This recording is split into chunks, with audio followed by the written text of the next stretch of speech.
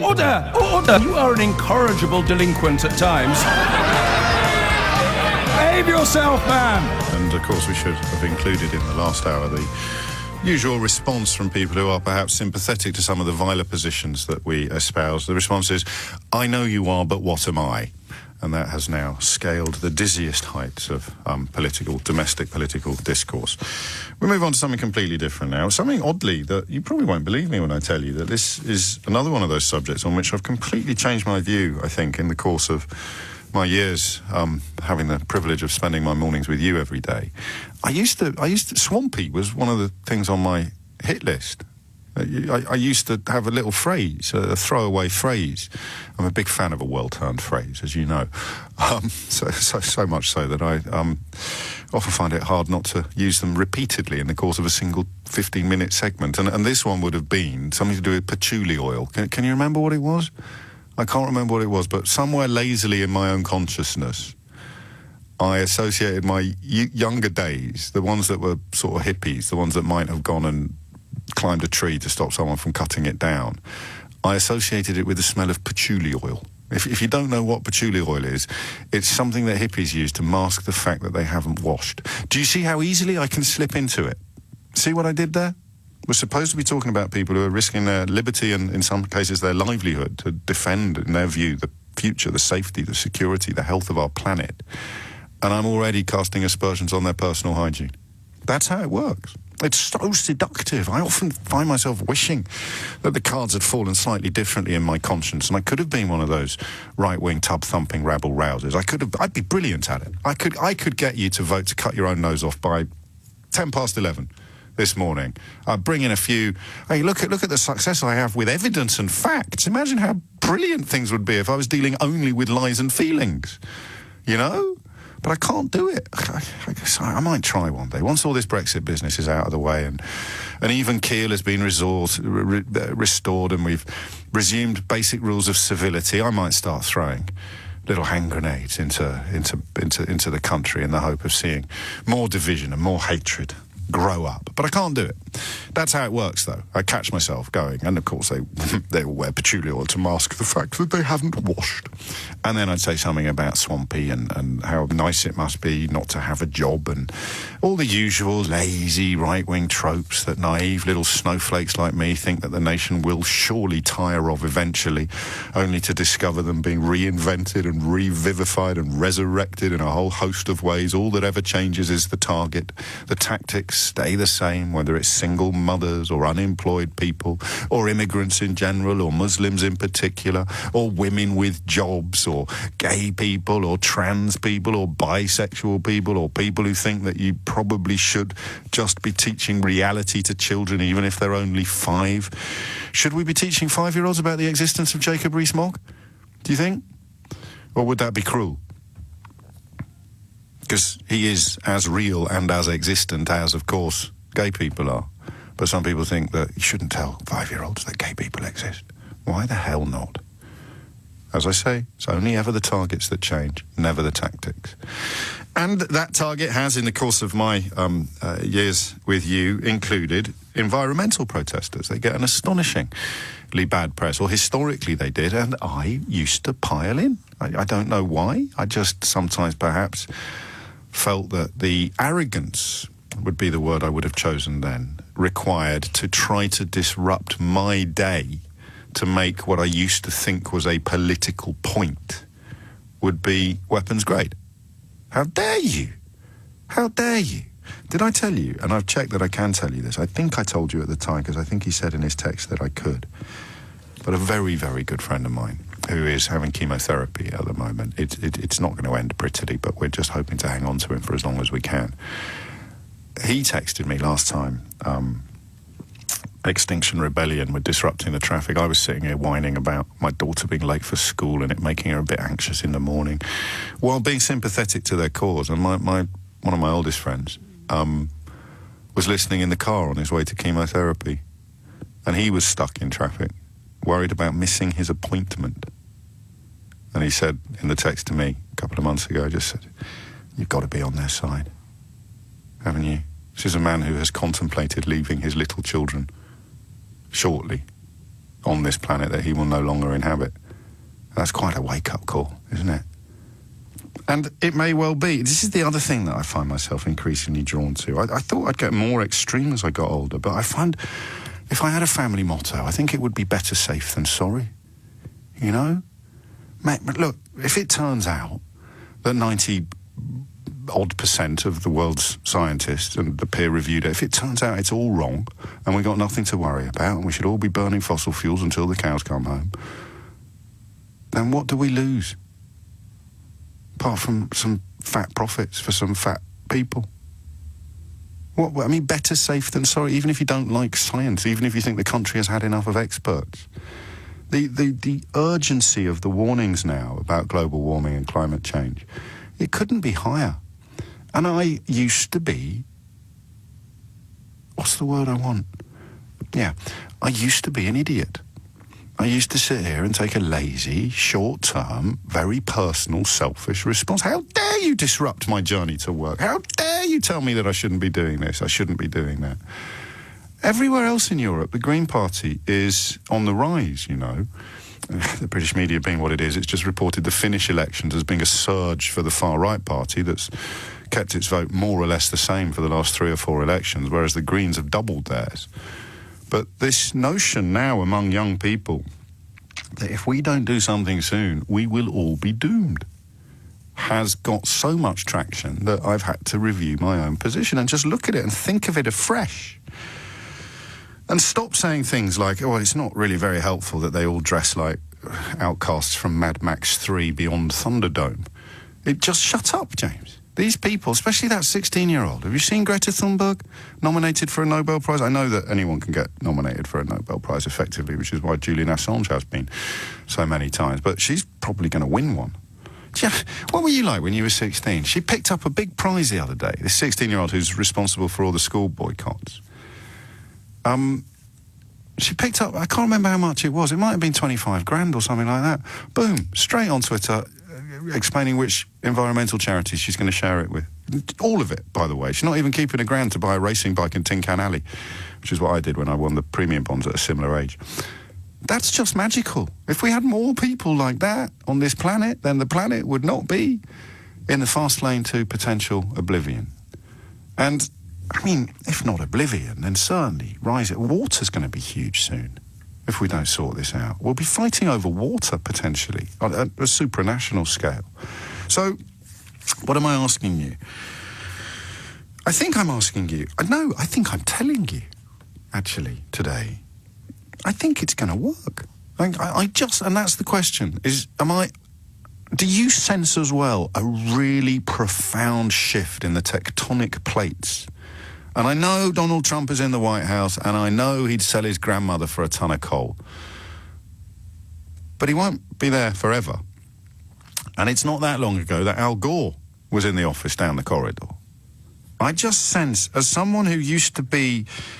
I'm not going to call myself an idiot, because that would involve calling you an idiot if you still subscribe to the similar school of thought. I used to be intellectually lazy and a little bit in love with the emotional kickback. So I would say, oh, well, I would have listened to their arguments, but I was knocked out by the overwhelming aroma of patchouli oil, and I'd think I was so clever and funny. And now I don't. Now I think that they're right.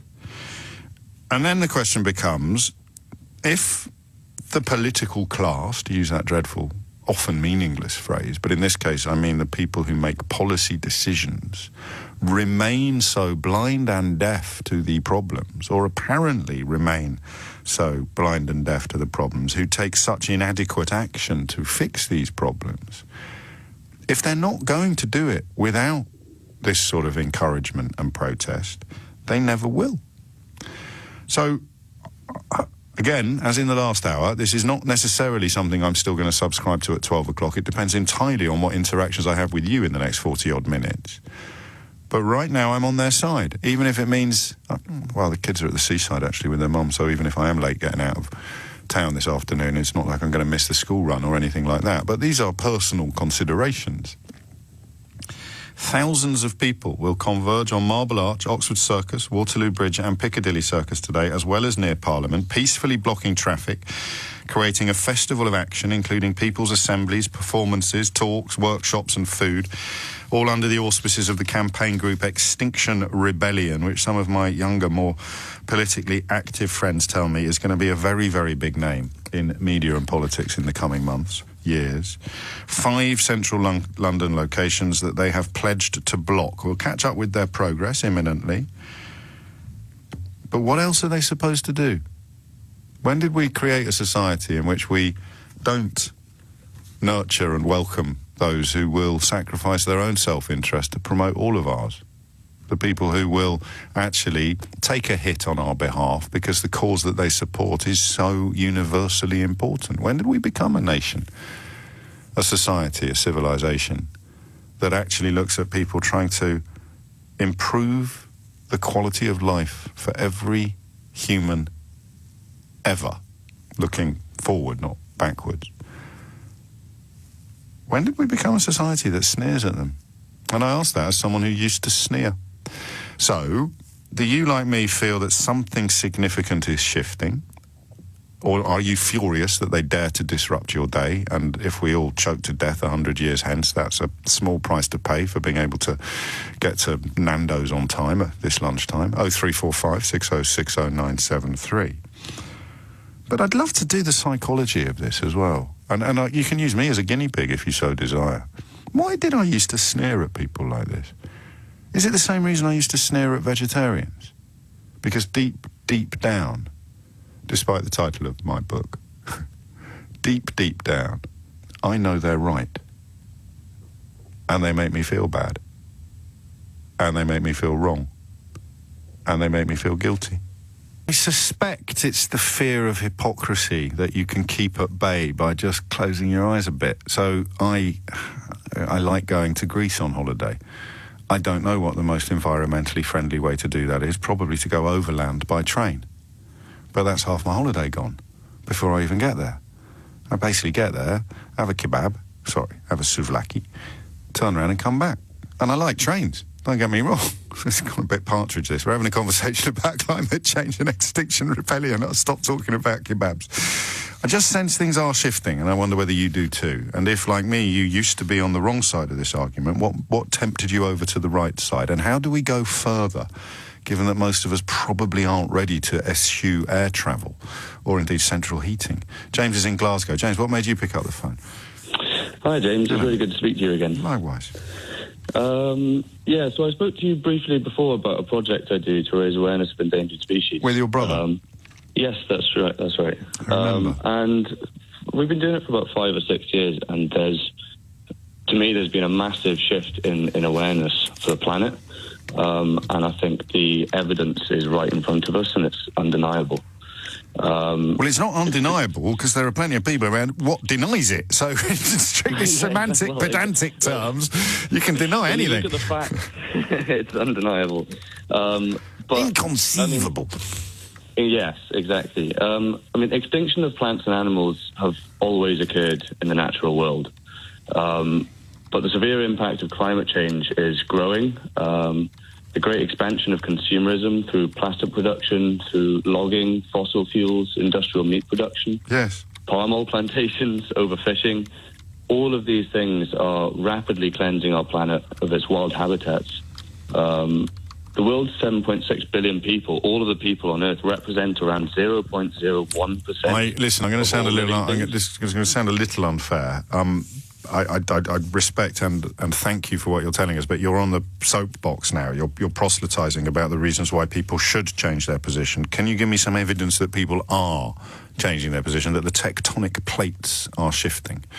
Yeah, of course. You can see in the huge school strikes on the 15th of March. It was massive all across the UK. And I was there in Glasgow, and I was there photographing all the kids. And 5-6 years ago, that would be inconceivable that happened. And being there was all of them with their signs shouting about the protection of the planet. But that is, again, the younger generation, and you're right, it's inspiring and gives us some hope for the future, but they need to influence, you know, the pale male and stale class, don't they? They need to take on board, not the absolute headbangers, but the people who have enough power to effect change, who aren't in the pocket of the fossil fuel lobby, and they're not yet. I'm not seeing much evidence yet of that breaking through, which is why I think the grown-up version, which is this Extinction Rebellion protest today, is something that we should support. And I don't normally find myself in favour of civil disobedience.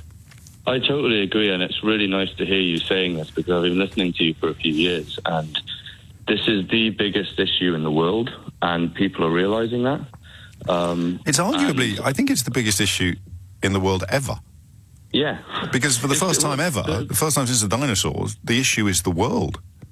Exactly. And what's amazing to me is the fact that all these people talking about this, it literally depends on, like, human civilization, and the future of humanity depends on these choices that we make over the next couple of decades. And the people saying it just want the best for humanity, and it seems like the people going against it we should talk to them again in the spirits of openness. If you are against it, then give us a call and tell us why. But I think James and I are on the same page, although you're a lot further into the page than I am. Did you hear what Dr. Rowan Williams said, the former Archbishop of Canterbury? I think you'll like this. He's probably not the first to say it, but on the eve of the protests, to which he has given his support, he said that humans had declared war on nature. Isn't that great? And also terrifying at the same time. And then, of course, if you're not comfortable with Dr. Rowan Williams, who is the person most routinely regarded as a national treasure in the United Kingdom at this point in our shared history? Who is the person that you would see?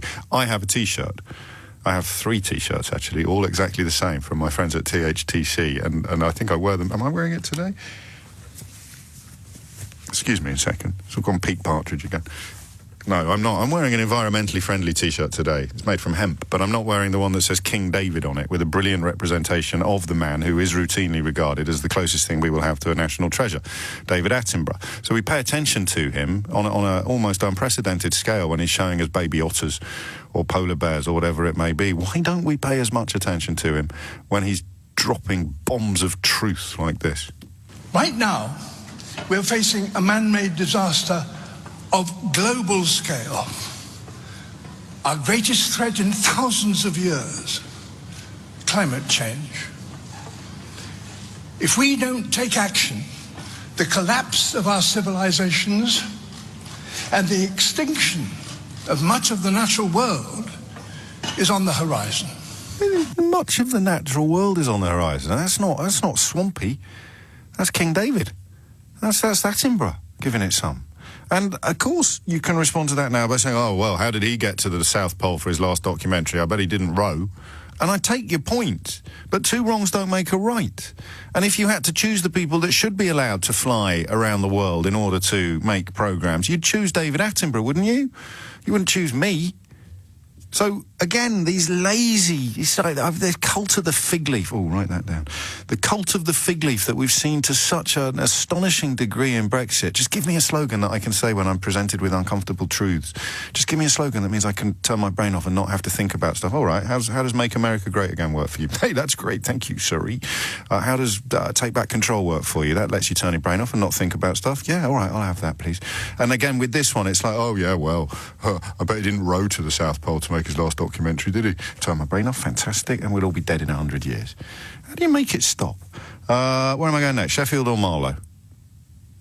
In your own time. Let's go to Mike's in Marlow. Rick will be up next. There's a lot of love coming from Sheffield today. Mike, what would you like to say? Yeah, good morning, James. The hypocrisy hurts, really, because here I am, a builder working locally, not going too far, trying to do all the right things, seasonal veg and all that stuff, all the stuff that we sort of satisfy our soul with.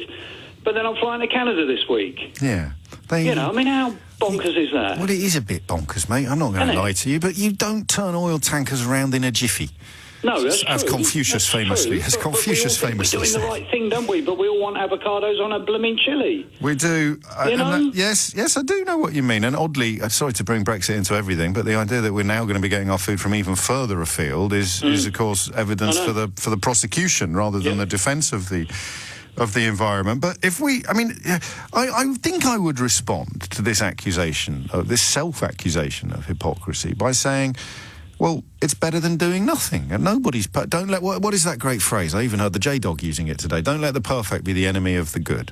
So, all right, we should all be, taking our cars to the scrapyard, doing all those things, but just because we're not doing everything we could do doesn't mean we shouldn't do anything. Do you see what I mean? Enough. That's the point. Well, it's still, but even if it's not enough, we don't know yet. It's better than nothing, mate. I'm not so sure. I think well, of course it's better than nothing. More, Yes, we do need to do 10 times more, but doing something is better than doing nothing. That's true. That's quantum physics, that is. Yes, absolutely. Yes. No, I couldn't agree more. But is that ever going to be enough? That's my concern. Is buying seasonal and local enough? Is just cutting down my mileage enough?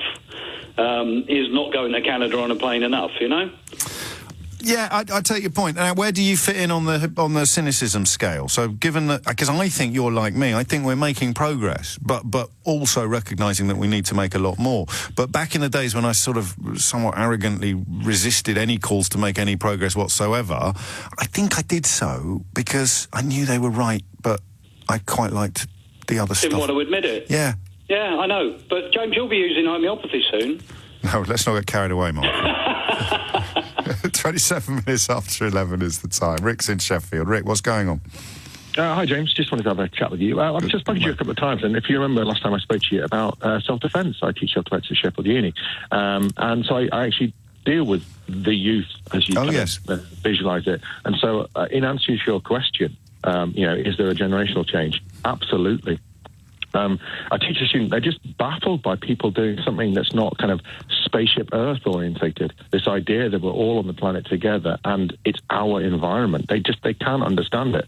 And I think there's this ageist difference between old people and young people where they think in terms of, let's say, the nation state or my land and their land, not as opposed to the idea of all on this kind of Carl Sagan style pale blue dot. Yes. It's just, they don't understand that point of view, and I think that bleeds into things like Brexit and the EU and whether. Well, definitely the death of expertise. The idea that you get some crypto fascist turning up outside Great Ormond Street, encouraging the British public to turn their ire upon the doctors and nurses inside. Then this. I don't know what you call it, demagoguery married to epic, dangerous ignorance leads to all sorts of destinations. But we're only looking at this one today. Because they go on holiday, I mean, how would they deal with the Mike in Marlowe dilemma, which is, yes, I know... They're stuck. You talked about a number of people there, right? So there's a few things to put together, but you talked about vegetarians and vegans, right? I'm a vegan. It's so hard. You've got to work every day, and sometimes that's why we resist. That's why we resist, because you're asking me to put in some heavy lifting. Yeah, and there's a few more points as well. I think about we've run out of time, unfortunately, so just give me your headline. Give me a favourite one. Very, very quickly. You hit the nail on the head. Oh. The old people are stuck with this idea of swampy. They've read the facts that say 59 seasons of food left, large portions of the UK underwater, millions in the global south will die. They've read that as scientific studies. For them, it's not about hating the hippie. It's about we're all going to die on a planet. And there is what the late Freddie Eyre called a category error when I talk about these things, as with universities and drugs and a few other subjects that I've woken up to in the last few months, actually, let alone years. I'm looking at the world through the lens of my experience 20 years ago. And guess what, my dudes? The world has changed. We should can't we borrow Theo's tent? Where's Theo's tent at the moment? It's not on Parliament Green, they're on holiday. We should have put Theo's tent up on the bridge. Something's moving here, and it's good. But I also understand the fury that Rachel described of drivers on either side of the bridge being prevented from going about their legal business. But the politicians have failed. And the amount of money that is invested in denying reality. That's what they do. They deny reality because there's more money in continuing as we are than there would be. For example, right, wind turbines. Think about the wind turbine. Just a little thing. Oh, I don't want one outside my bedroom. Yeah. Park all that. People have had problems. What do you want outside your bedroom window? A whopping great power station belching carbon monoxide into the stratosphere. A wind turbine, once it's built, it needs a little bit of maintenance. I should probably stress at this point that I'm not really an expert in this field. But I know what a wind turbine is, and I saw a wind farm just yesterday off the coast of Norfolk, up near Hunstanton. Have you seen that? It's amazing. It's quite futuristic. I understand some of the aesthetic objections. It's a little bit NIMBY-ish, isn't it? Because you'd be there thinking, I'm a big fan of wind turbines, but I wouldn't want one in my actual garden. But parking all of those, valid reservations. If you're making money out of coal or oil, right, and you are one of the richest people going, and someone comes along and says, oh, by the way, if we build enough wind turbines, we won't need any more oil, you're going to be furious and frightened. Because you don't need to keep paying in anything like the same way for renewable energy that you would do for a fossil fuel energy. So I just find myself increasingly embarrassed about the positions I used to hold. Have we got Rachel back? Are we going to have another go? Rachel, let's try again. Yes, I'm back again. How's the sound now? I hope you can hear me all right. Still very windy up here, but hopefully we fixed the technology. No Theo's tent yet, though. Let's go back to Mike, because you were rudely interrupted before by the wind. Explain to me again, Extinction Rebellion. Who are you and what do you want? So, Extinction Rebellion is in response to the multiple crises the world's facing, such as climate change, insects dying off, and the massive loss of wildlife. And the collapse of these ecosystems doesn't just threaten the animals, it threatens us as well, because our food supply depends on these things working. And it's concern over this that is bringing people out on the streets today. And Extinction Rebellion has three demands. We want government and media, and it's great to see LBC covering this, to tell the truth on just what the situation is, and that dealing with these problems is not an option, it's something we have to do urgently. So we want them to tell the truth. Second, we want the government to aim for zero carbon by 2025. Admittedly, that is a stretch goal, but that's what we need right now. We need some stretch goals. And the changes that will be needed are really quite profound. So we need to do this in a democratic way. And so what we're advocating is a citizens' assembly, so that ordinary people can get involved in discussing and approving the kinds of changes that are really needed. Now, I'm sure all of those things sound brilliant. I don't think there'd be many people listening who wouldn't disagree with your aims. But is taking over Waterloo Bridge, turning it into this amazing sort of forest almost with all these planted trees? I'm just having to describe it for the listeners. You've got flags everywhere. It feels a bit like a party. Earlier, people were dancing along to a drumming band. All the while, the motorists are stuck, jammed in traffic. Is that really the way to go about and get what you want? It's a difficult choice, and this isn't the kind of thing I'd normally do. I have a respectable job. I'm not normally a completely law-abiding citizen, but the situation has become such an emergency. I mean, an analogy I draw is if someone calls an ambulance, the ambulance will stop outside their house to treat them, and it will block the road if it needs to. But you could be blocking ambulances here. I mean, Right. We've got St Thomas. I know. Just now that you've given that example, I know. I'm sorry to interrupt you, but there could well be ambulances trying to get up and down this bridge who can't travel now. This is true, but the Extinction Rebellion has warned all of the emergency services so they can plan different routes. But the analogy I was drawing out is people don't mind the road being blocked because there's an emergency on. They know someone's getting medical treatment, and therefore the road has to be blocked by the ambulance. And that's kind of what's going on here, except the patient, in this case, isn't a person, it's the whole planet. And we effectively are the ambulance stopping to try and draw attention to the fact that there's a desperately sick ecosystem here, and we depend on it to live. And if someone doesn't get this issue into the news, then it isn't going to happen. And can I just ask, because there's a few other people gathered around as well, listening and willing to get involved. Last time Extinction Rebellion did something similar, there were a number of arrests. You guys are obviously blocking a public road here. Are you prepared to be arrested if it came to it? If the police tried to move you on, would you do it, madam? I mean, if that's what it takes, yes. I think a lot of people would be prepared to be arrested, but it has to get into the government consciousness. Too much time has been spent discussing Brexit, and this is much higher up the list of problems facing the UK and internationally, and they have to take notice. And we are a very peaceful organisation, so we come in peace, and it's if we don't do this, then time really is running out, and without this sort of action, governments will do nothing. And there you are, James. It gives you a bit of an idea of some of the people who are down here. I should stress again, it's not just happening on Waterloo Bridge. There are 5 key spots in central London where this is happening. And the plan, as far as the organisers are concerned, is that this could go on for hours, days, or even weeks. They've told people to book weeks off work or to go on strike. They're hoping that they will bring London to a standstill for as long as it takes. Forgive me, Rachel, just to clarify that last point. So, indefinitely staying there rather than having a weekly event or something like that? Earlier they were talking about shift patterns, so when I arrived at the bridge they were dividing up which groups were going to be on standby at which points, and they were talking about 3 to 7 a.m. and 7 to 11 a.m. and things like that. They're very much, I think, going to see what happens and how the police respond and how many people they get here, but the plan is, yes, to go on for as long as it takes. Certainly, though, I think 2 weeks was what was in the diary. Rachel Venables live from Waterloo Bridge, where, as you hear, the determination of environmental campaigners to bring the future of our planet front and centre in politics, frustrated somewhat, as Rachel's interviewee said, by the ongoing conversations, I think inevitably conversations about Brexit, could be indefinite. 2 weeks, I didn't realise that. It puts a slightly different complexion on our conversation, because if, like me, you're sitting there going, yeah, good for them, that's absolutely great, fantastic, I should probably be able to avoid them by getting out, I'll leave a little bit late. And then you think, what, 2 weeks, eh? What are you talking about? I've got tickets to the Albert Hall next week.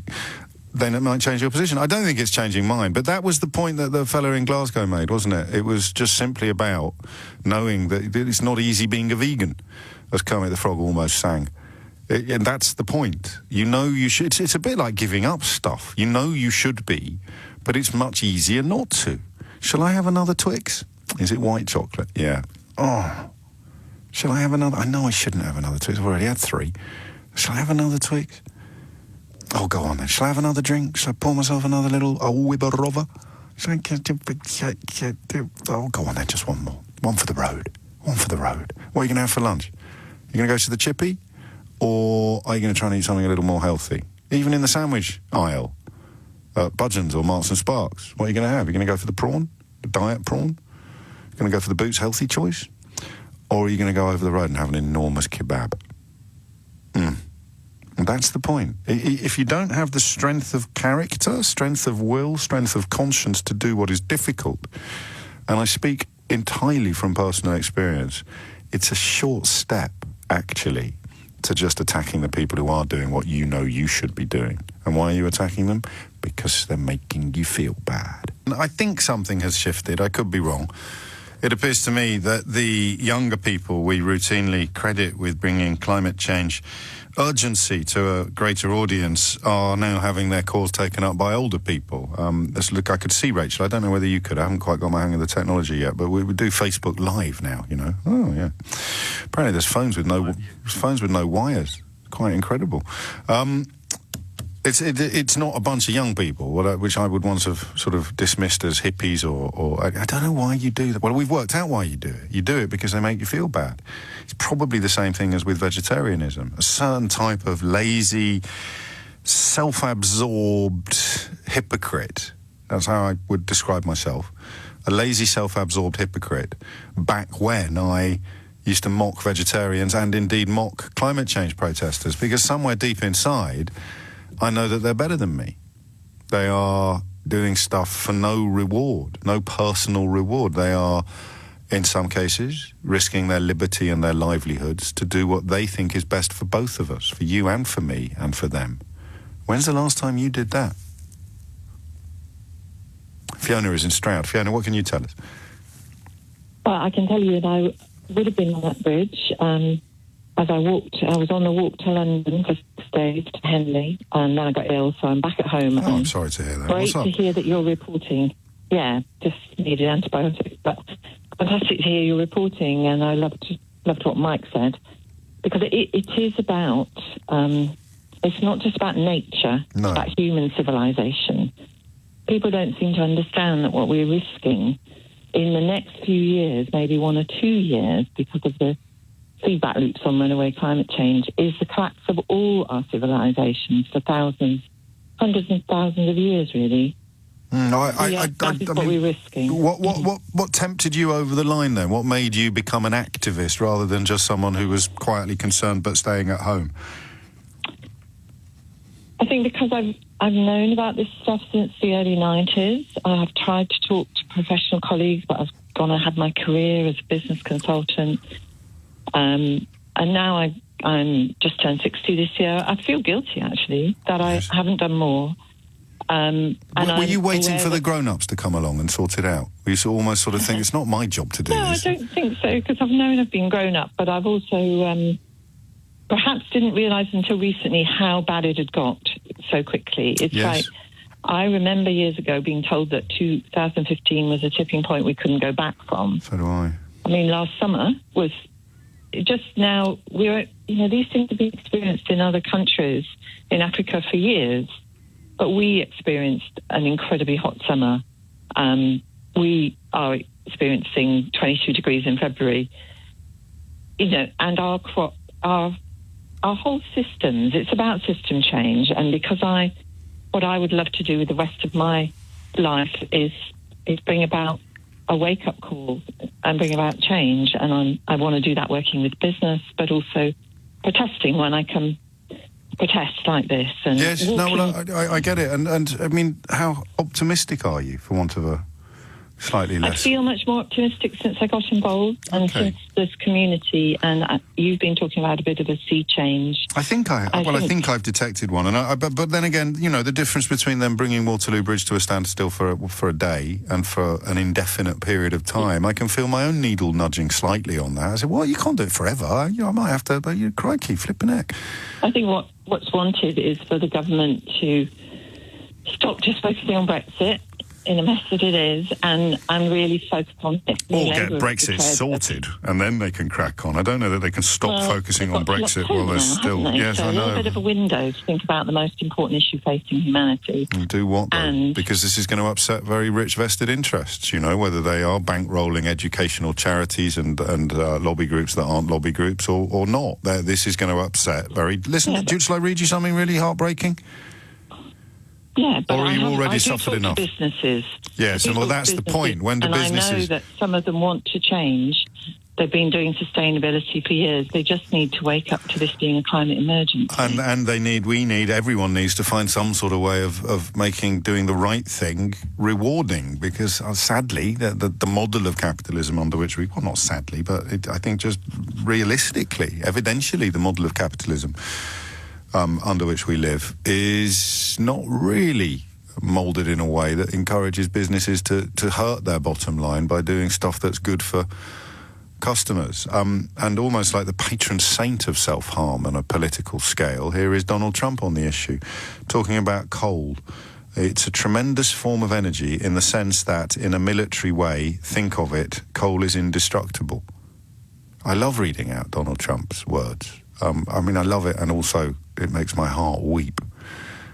Listen to this. This is the President of the United States of America speaking in early August 2018. You can blow up a pipeline. You can blow up the windmills. The windmills, boom, boom, boom, bing. That's the end of that one. If the birds don't kill it first. The birds could kill it first. They kill so many birds. You look underneath some of these windmills, it's like a killing field, the birds. But that's what they were going to. They were going to windmills.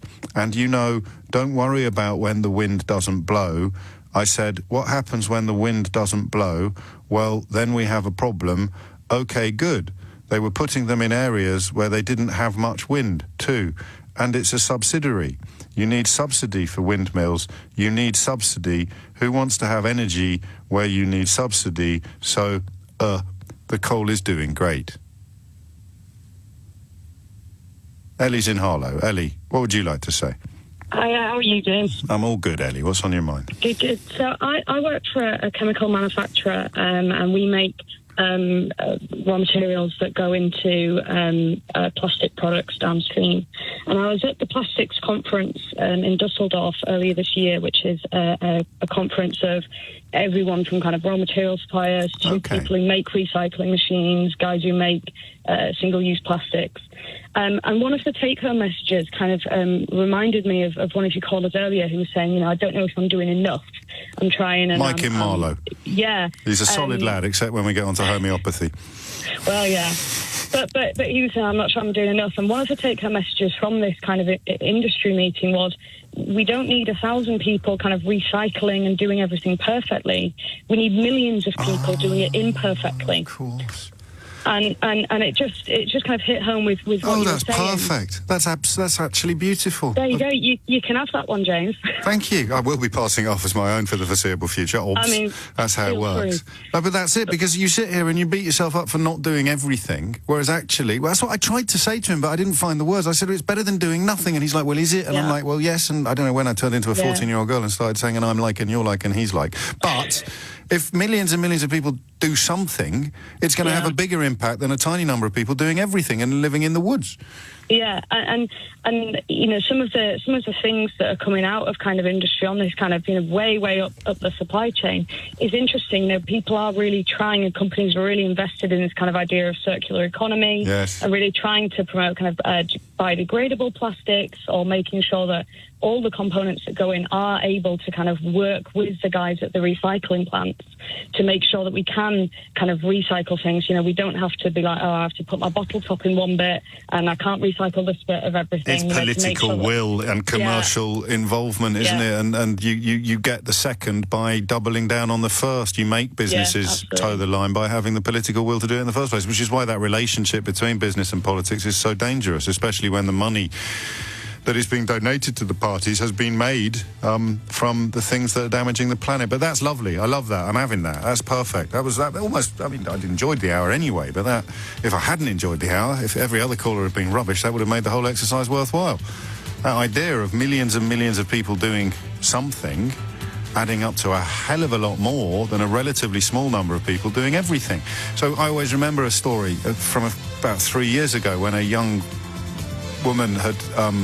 a schoolgirl had recycled everything. She was so committed to recycling that all they had left at the end of the year was human hair. That was the only thing they hadn't been able to recycle.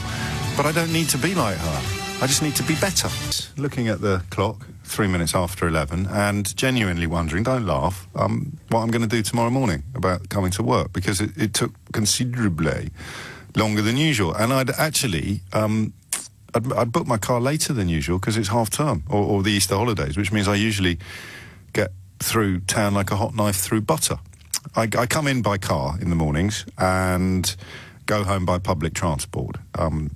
Obviously, I could come in by public transport, but that runs the risk of being delayed or not getting in time. And I sit in the back of the car tweeting furiously and listening to the radio in order to prepare myself for the programme. So I'm kind of going to miss it if I decide to come in by public transport. But wouldn't it be interesting if my decision to come in by public transport was born not of principle or environmental concern, but by the disruption that the environmental activists are currently undertaking in my hometown? And the worst bit was I got stuck in a tunnel. I don't know how familiar you are with central London, but the tunnel near near Buck House. I got stuck in there. So when you've been stationary for 5 minutes and you start thinking, well, I'll get out and walk. I can't get out and walk. I'm in a blinking tunnel. I'll probably never get out alive. I'll get lost knowing my luck. So, strong chance. I'm not being daft. I appreciate that this is about the 7 millionth interesting. If you were to make a chart of things that are interesting about Extinction Rebellion's ongoing protests. But I try to personalise it in the hope that you can too. I think I'll probably cancel my car for the rest of this week and come in via tube. I hate that because the tube's always full. I never get a seat. But if I put my headphones on, there's some great new podcasts out there. Full disclosure, for example, is an absolute humdinger, particularly this week's episode featuring Ken Clark. And just change my morning slightly, inconvenience myself slightly. Bit more walking, bit more fresh air. There's only upsides, but it means I'll arrive at work without already having a firm foundation of what the day's big stories are. Might be fun. We could do favourite colour for a front door tomorrow on the programme, or what's your favourite biscuit? Anything that doesn't demand a degree of understanding of the big news stories at the moment. And I mention that partly because obviously I'm self-obsessed, but also because it is an unexpected repercussion of the protest. I don't know if it's a deliberate one. Are we supposed to see their actions, and I think there's some bravery attached to what some of them are doing, and feel inspired, or is the inconvenience it flicks upon us deliberate as well, not just to focus our minds, as I initially thought, but to change our behaviour? Do you see what I mean? So my day gets disrupted. I actually found myself temporarily feeling less sympathetic towards the protesters than I was when I came off air yesterday, because they've messed with my day now. It's all very well when it's all in principle and in theory. I'd cheer them to the rafters. But hang on a minute, for about a nanosecond at 5 to 9 this morning, I thought I might actually miss the beginning of my show. I think we can all agree that would be a national tragedy on a scale that the people of France are currently facing with regard to the Notre Dame Cathedral. I then woke up to myself. I gave my head a wobble, as my Scottish friends say, and realised that this is kind of the point, isn't it? This is kind of the point. We all have to change our behaviours. We all have to. And it's fine, you won't. That's cool. And that phrase that is haunting me now, I love it. The don't let the perfect be the enemy of the good. It's from Art of War. I've got the correct quote somewhere. A lad I went to school with tweeted it to me this morning. I'll dig it out for you in a minute. But this idea that, because this is the phrase, I think this describes my adolescence, actually. If you can't do everything, don't do anything. If you can't be the best, don't even bother. Biggest regret of my life was giving up rugby. Well, not biggest regret, but massive regret of my life was giving up rugby because I wasn't one of the best rugby players at my school. And I tell you, I was at school with at least one fellow who went on to captain England and 2 lads that went on to play for Ireland. You'll get an idea of the kind of quality I was up against. But I really enjoyed playing it. Something a bit pathetic in my personality, because there were things I would be best at. So I just concentrated on them. And giving up competitive sport at 14, 15 years old, I wish I could still play now. But I didn't, because I couldn't be the best. And that's letting the perfect be the enemy of the good. So, is it going to work? 0345 6060 973. And if you're sceptical, or even perhaps cynical about these sort of protests, I don't want to be lectured by saloon bar physicists on the efficacy of wind turbines or anything like that. I want to confine the conversation to the realms of plausibility and reality. But I respect cynicism and scepticism in the context of this. The planet is going to suffer enormously, I think, if we don't take immediate and urgent action. There seems to be an appalling educational and generational divide between populations. The most powerful testimony I've seen on this, weirdly, came in Al Gore's last film, but not from Al Gore himself. Came from a very Republican, I think even pro-Trump, mayor of a Florida town. I don't know if you've seen Al Gore's second film. It wasn't quite as compelling as the first one, but it's still worth a watch. Worthy and quite heavy going, but it's got a good narrative running through it, which should keep you interested. And this dude, and I use the word advisedly, he'd recognised the self-interest of environmental activism. So his town was flooding so regularly that he realised that the economic welfare of the town was being damaged by climate change, and that's what converted him into an ardent environmentalist, despite remaining very right-wing and a massive capitalist. And that seems to me to be part of what the future needs to hold. But that's just one mayor in one town, in one county, in one state in Florida. I don't know how widespread that particular reverse ferret or U-turn or enlightenment, for a better word. I don't know how commonplace that sort of enlightenment has been. 10 minutes after 11 is the time. I kind of like them. I've got to be honest with you. And yet, how much disruption will we endure before we stop liking them? Thousands of people. The numbers were astonishing. It's another example of my fears that the media is currently inhabiting a universe very different from the one inhabited by most of its consumers.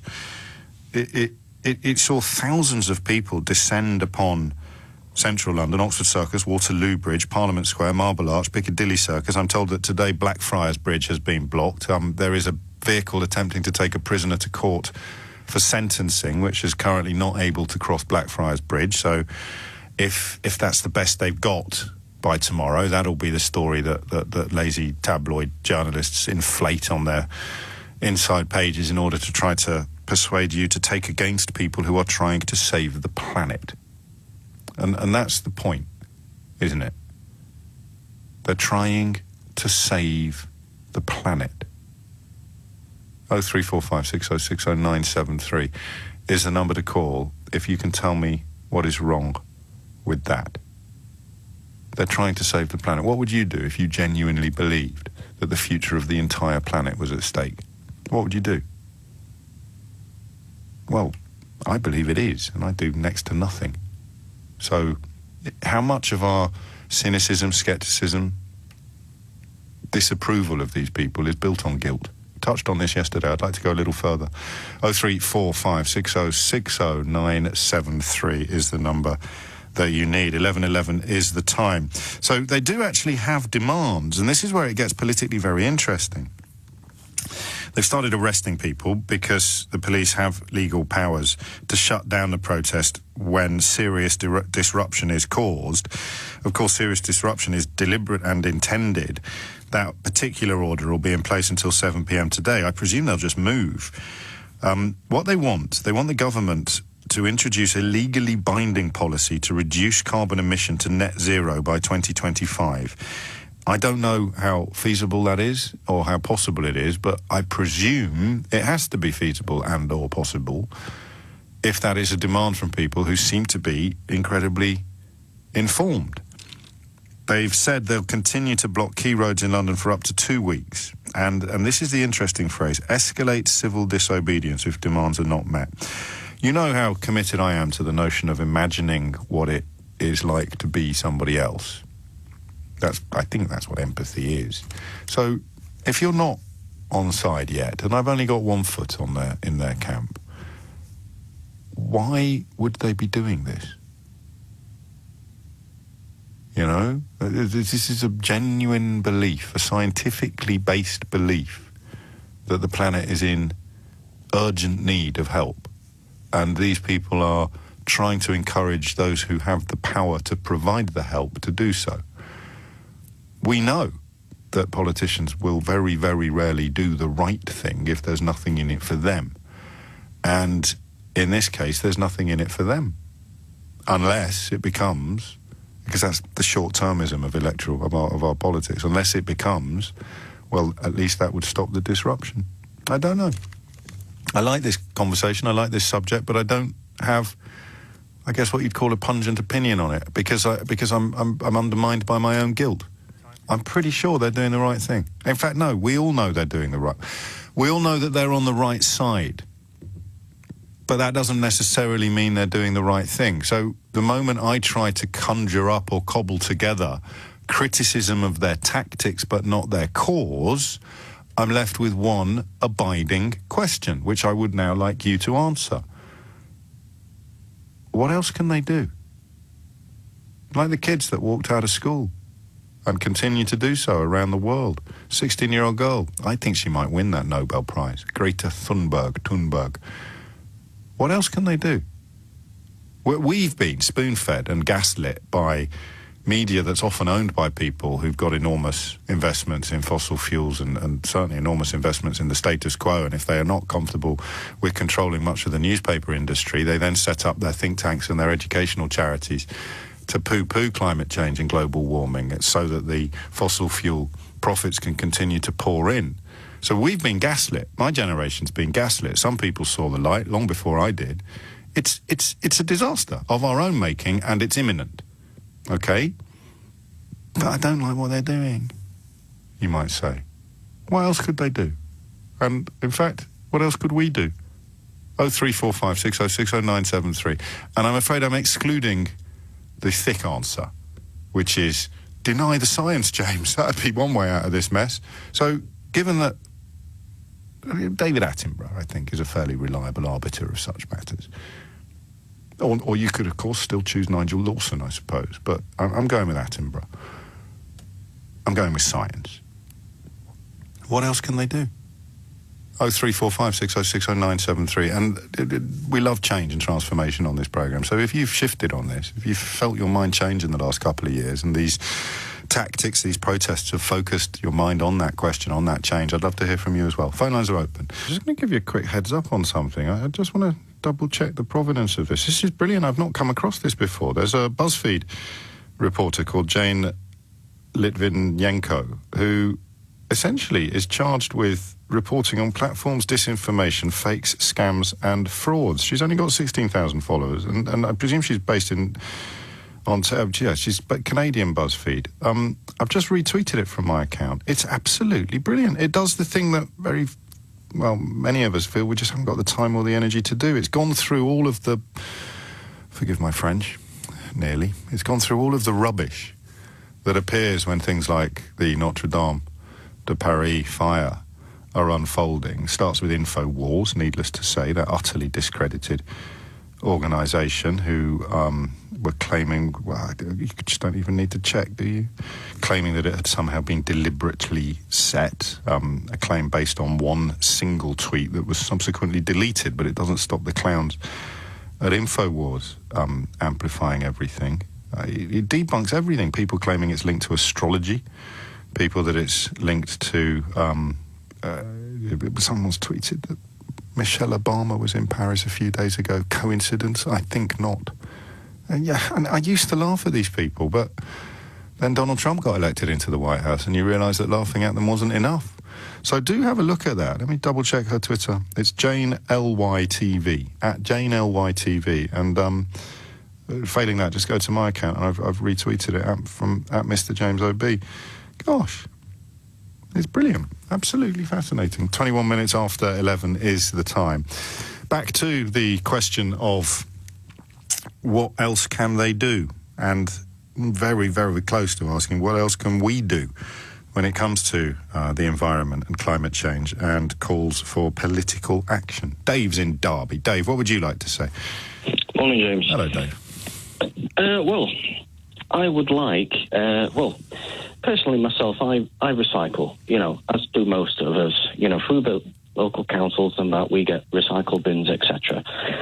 And, one step more that the governments or, the world governments, whether that's led by the UN or whatever, we've got the existing technology out there, hydrogen fuel cell on every vehicle, and governments can introduce scrappage schemes and replacement schemes out there. We can harvest seawater, convert it into hydrogen. That's also would provide more drinking water. It would lower sea levels as well, as we're harvesting it. Provide sea salt as well, which is a healthier alternative to table salt. And the only stumbling block to that is there's no profit in it, really, or very little profit for especially the oil barons and, the Saudis and that. I kind of recognise what you're saying. I don't have the knowledge or the science to comment on the plausibility of it, but it seems all too easy to believe that the obstacles are being put up by people who rather like the way things are because it's rendered them among the richest people in the history of humanity. Well, people have always sought to preserve the status quo, power and money and wealth and that. I mean, look at the Catholic Church and that for hundreds of years. So, they were a bank more than a religion. Yes, I take your point. I touched on it in the last hour. I suppose you're not here to answer the question then, are you, of what else can they do? You possibly even would be nudged towards suggesting that they should be even more disruptive and effective. It forces this issue, but, they could go on further, I mean, look how much power and influence Saudi Arabia and the rest of them have got, and our government as well. I don't suppose our media has ever touched on the fact that Germany's enforced a weapons ban on arms sales to Saudi Arabia, and we're still... They have, otherwise you wouldn't know. Otherwise you wouldn't know about it. But of course, the other observation to make is it's a lot easier for Germany to give up that income stream than it would be for us, because it's a lot thinner than it is for us. I'm not doing a Boris Johnson and saying if we don't sell them weapons, nobody will. I'm just saying it's not quite a fair equivalents to somebody who makes as much out of the arms trade as we do refusing to sell to Saudi Arabia would be a much bigger news than I mean, we've got the answer. We know the answer. We've got the technology. We've got the drive to do it. The people have, corporations and governments don't. And, we've got the technology. We could be zero emissions. We could have sustainable Is it that simple? energy I mean, forgive me, worldwide. I've been gaslit, I think, by 3 decades of media agitation. Is it that simple, really? I mean, bearing in mind that it would cost a lot of money. If we wanted it to be. Yeah? In all honesty, if we wanted it to be, we've known for decades fossil fuels are running out. There's not going to be any more when they're gone. And then what? Yeah, well, I guess that's why fracking has gathered pace, isn't it? Because they need to find alternatives, although in that case they found a fossil fuel that is arguably even more damaging to the environment than the more traditional fossil fuels. Thank you, Dave. I'm moving on only because I'm keen to... Well, I'm moving on because I've been talking almost endlessly since 11 o'clock. I should get a few more calls on the show. Ven is in Brixton. Ven, what would you like to say? 2 points. I think, firstly, the planet's going to be fine. It's us and our ability to live on it that's the problem. Yes, just like the planet survived the asteroid that wiped out all the dinosaurs. Absolutely, yeah.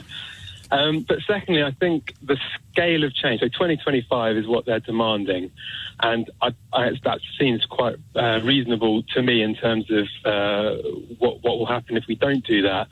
But what we'll need to do will be akin to, and I'm not pretending like I really know a huge amount about what happened in the Second World War. I'm 30, but the stories you get from that in terms of everyone working together for the national interest in reality rather than the stuff that comes out of politicians' mouths. But that type of thing is what we need, and that is something that we're not doing at the moment. And stepping up to that, if they can agitate to get that type of spirit, I think that's a real positive. Yes. I mean, it has to be, doesn't it? And yet the disruption and the difficulty.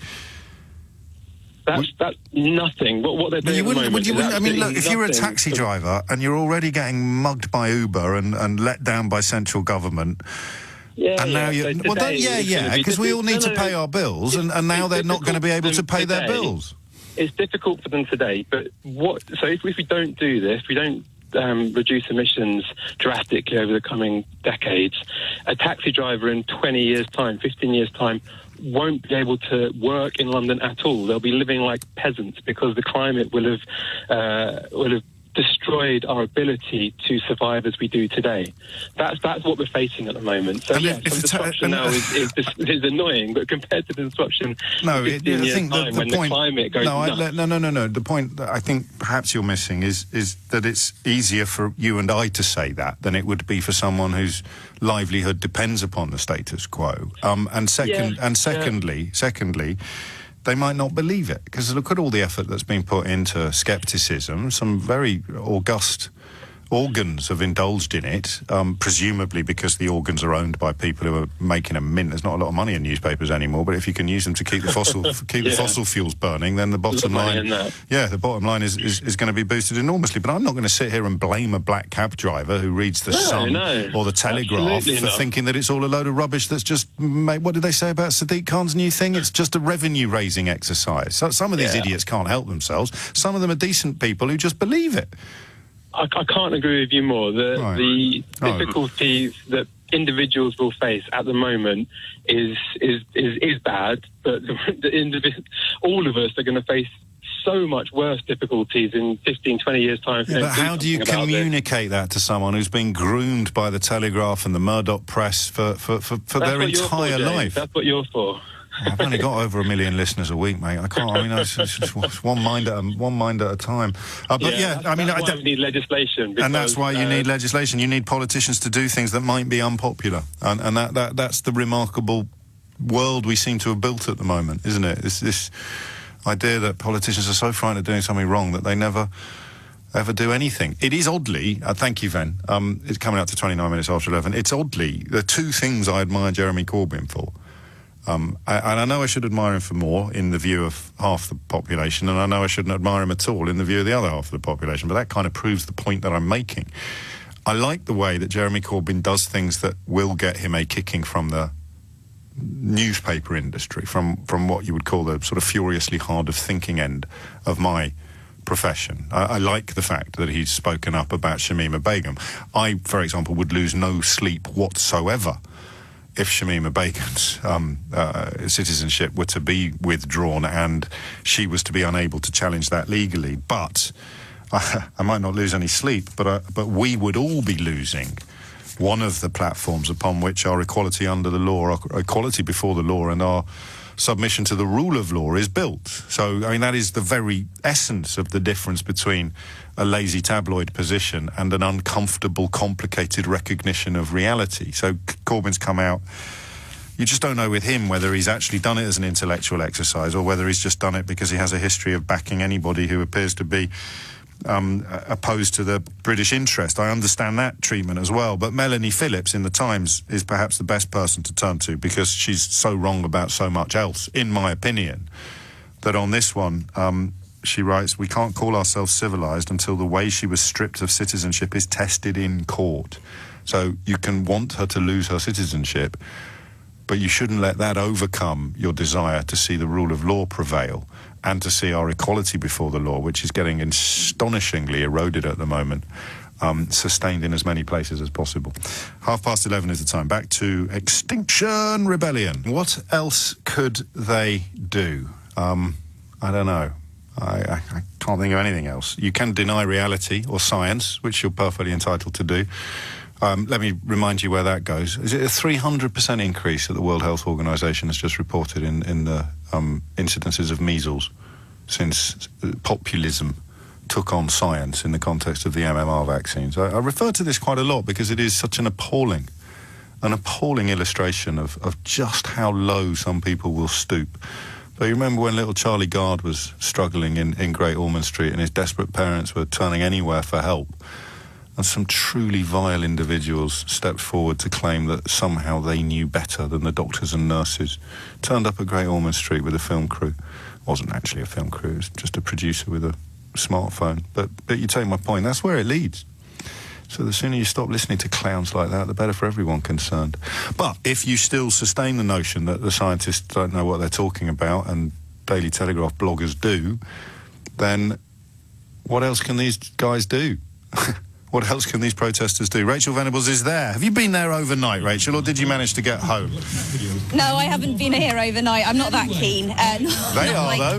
They certainly are, and I'm actually joined by one man who was here overnight, one of the few who managed to escape without being arrested. I'll talk a little bit about that first. So when we spoke yesterday, James, of course, the protest had just begun here almost on Waterloo Bridge, and it was like the first day of a festival. So you had music, and there was a band, and there was singing, and they were planting these beautiful trees all the way along the centre of the bridge. Now, more than 24 hours on, it's like the day after a festival. I think that's fair enough to say. So people here, they look exhausted. There is a lull. You can hear the clapping in the background. They've just got on the sound speaker and have started to make some speeches, and I think they were just reading a poem. But you've also got people in sleeping bags, just bleary-eyed, lying in the middle of the street because they've been here all night holding the bridge. And you've also got some really dedicated people actually chained underneath a lorry. They're also stuck on the top of a lorry as well, and that was all part of the protest to stop them getting arrested, to stop the police moving them on overnight. There were 113 people were. Now, I mentioned the super dedicated ones who were here overnight. Liam joins me now. You were here overnight. I'm also joined by Amanda, who I think has just got here. Liam, first, talk to me about what it's been like here over the last 24 hours. Like you say, during the daytime, it was a festival atmosphere. As soon as it got dark, police officers started handing out leaflets, stating that there was a section 14 on the bridge, which we were told to ignore. As soon as they started handing those out, it became a lot more tense. The police officers then decided to arrest the drummers. They specifically targeted the drummers. Why was that? Was that to kind of dampen the mood here almost? Because the drummers were an incredible part of the atmosphere yesterday. Definitely. It was definitely a target by the police to get rid of the drummers straight away. It's who they targeted first. When there was another wave of drummers, they lasted 20 minutes and they got rid of them straight after that as well. And the other thing that they've been doing, they've been arresting legal observers. They've been saying to mainstream media that they will also be arrested when they were on the bridge last night, which is completely wrong. So there was no way of official media to be able to report on anything that they were doing last night.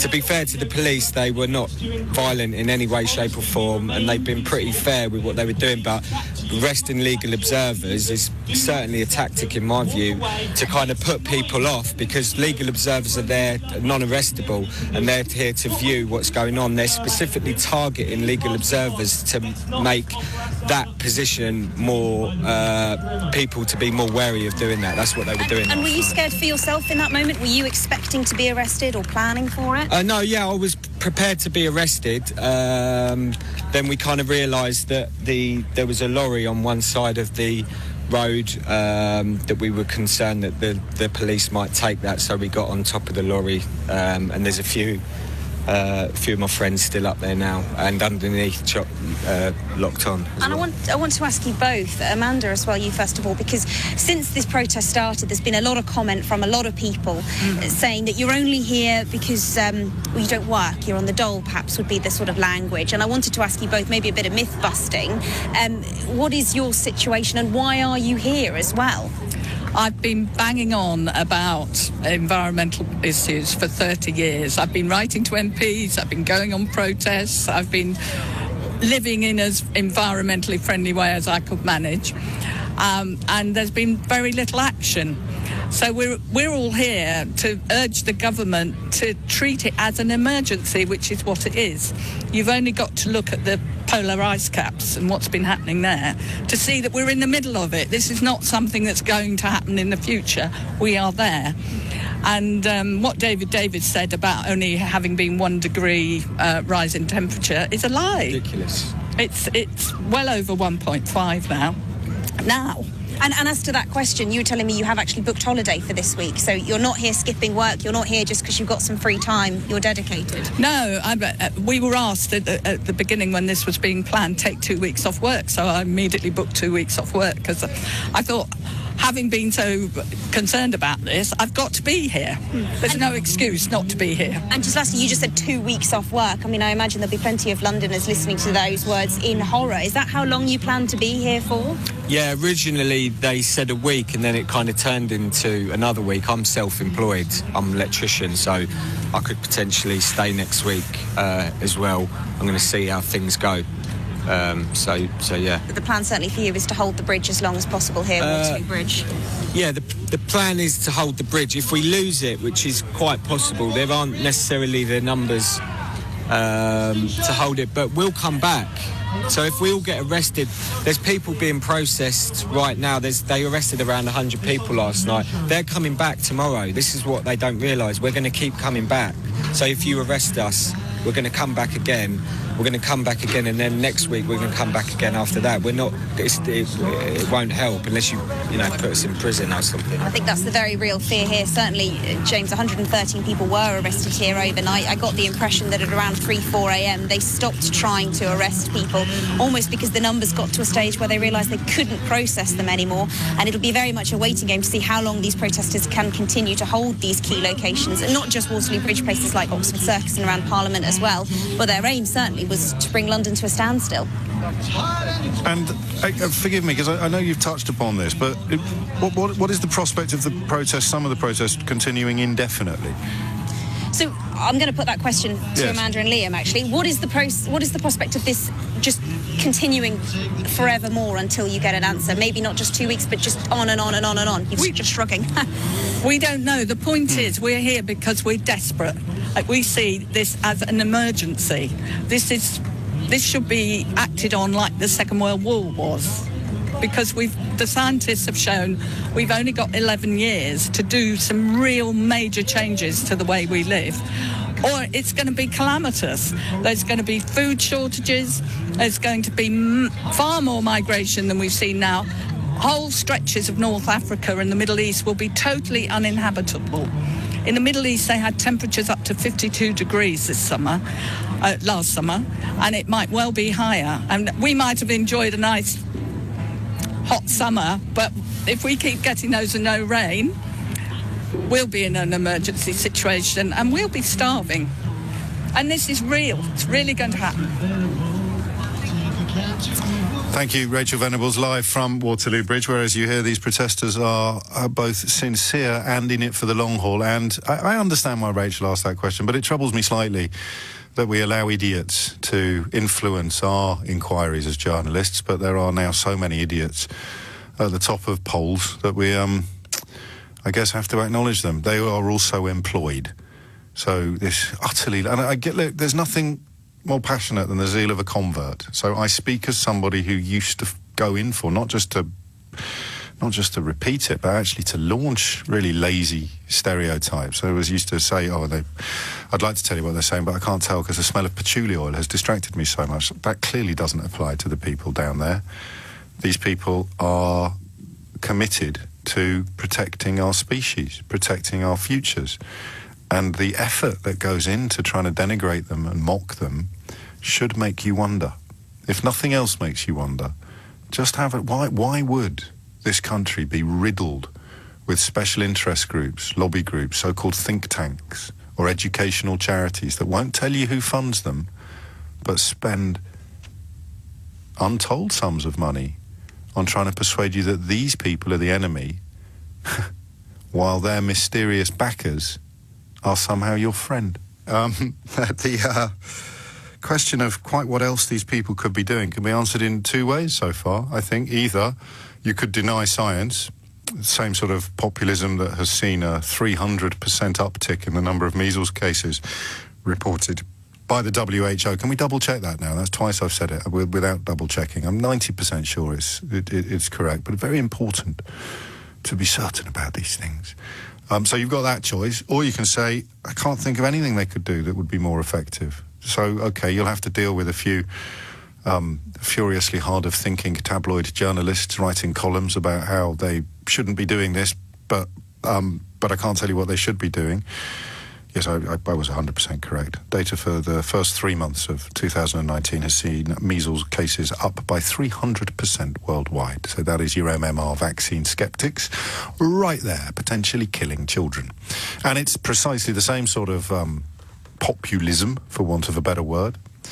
I think Paul Dacre's Daily Mail came out against MMR vaccines, almost needless to say. It's precisely the same sort of populism that has seen climate change denial so exceedingly but mysteriously well-funded, leading us to a place where young people cannot believe what we've done to our planet and our future. And people of all ages now are finally calling for action. 11:51 is the time, because that is it. What else could they do? Answer: pretend that science isn't real, or fall for the people telling you that science isn't real, which is a much more forgivable position.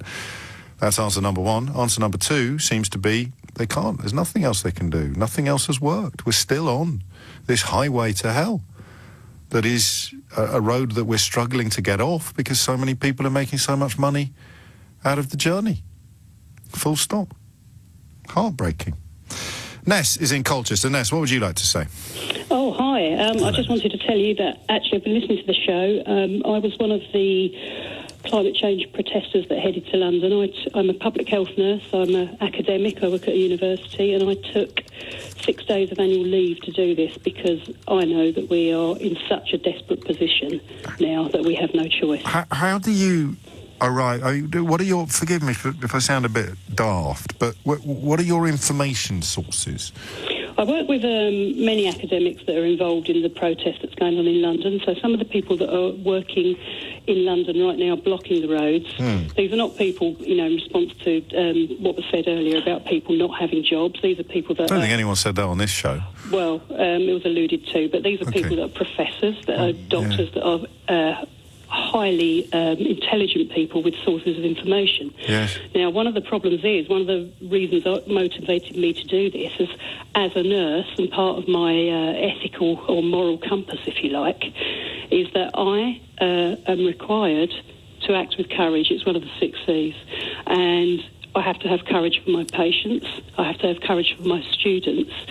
So, for me, taking a stand and trying to get the government to actually tell the general public the real situation is something that is required if we're going to avert a climate catastrophe and a public health nightmare, frankly. And the simple question then becomes, what else could you be doing to do this? And the answer is, I can't think of anything. So anyone who wants to criticise you needs to come up with more effective tactics. Yeah, well, there's lots of things that need to happen. I mean, one of the reasons that all of us are doing this is we want three things, really, and that is that we want an open sort of and frank debate in the media about, you know, the information that we've got and just how the general public haven't been told everything.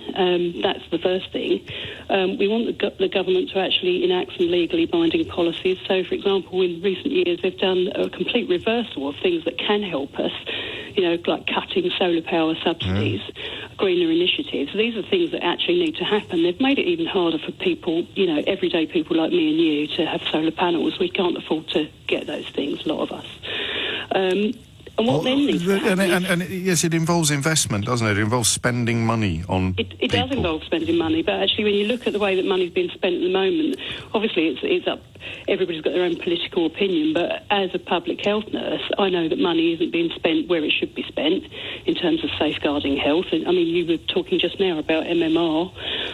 I've spent many years trying to convince parents to believe the science, but what we actually need to start doing is getting people to understand the reality of what's going on, and I don't think that all sources of media are doing that, and I think there is a veto on that, and I think the government need to start telling the truth, because how are people going to make informed choices when they're not given the correct information? We've seen it with Brexit, haven't we, recently? Well, we've seen it with the MMR vaccine, we've seen it with climate change, and then we saw it with Brexit, and we've seen it with Trump, and we know how dangerous it can be when people believe things that aren't true, and then double down on their commitment, because to admit that they've fallen for something that wasn't true would damage their pride so much. Exactly, and I've spent, you know, most of my career as a public health nurse working with behaviour change, trying to get people to make informed choices. What's your best tactic? What's the best way to get a behaviour change? Just on an individual level, Ness? It depends. There's so many strategies that you could use, but actually it depends whether you're giving up smoking or whether you're trying to convince people about climate catastrophe, or whether you're trying to get people to take an MMR vaccine. Yes. There are many different strategies, and you can't, it's not a one-size-fits-all. It depends on the nature of the person. There was a very polite way of you saying, James, that's quite a stupid question.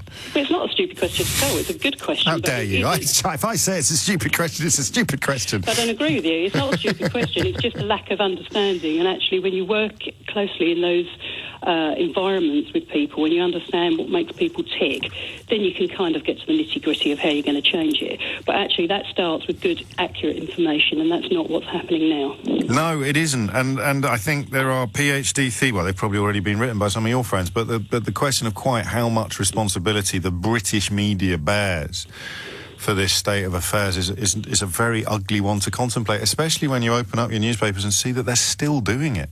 Yeah. Even now. And I know for a fact that you don't get a cheque of some fossil fuel billionaire as a result of writing stuff like that in newspapers, although I guess you get commissioned again by people who work for people who are potentially making a ton of money out of fossil fuels. Well, ultimately, it comes down to your principles, and it comes down to one or two things, doesn't it? I mean, for me, I'm no longer a believer in capitalism. That needs to change.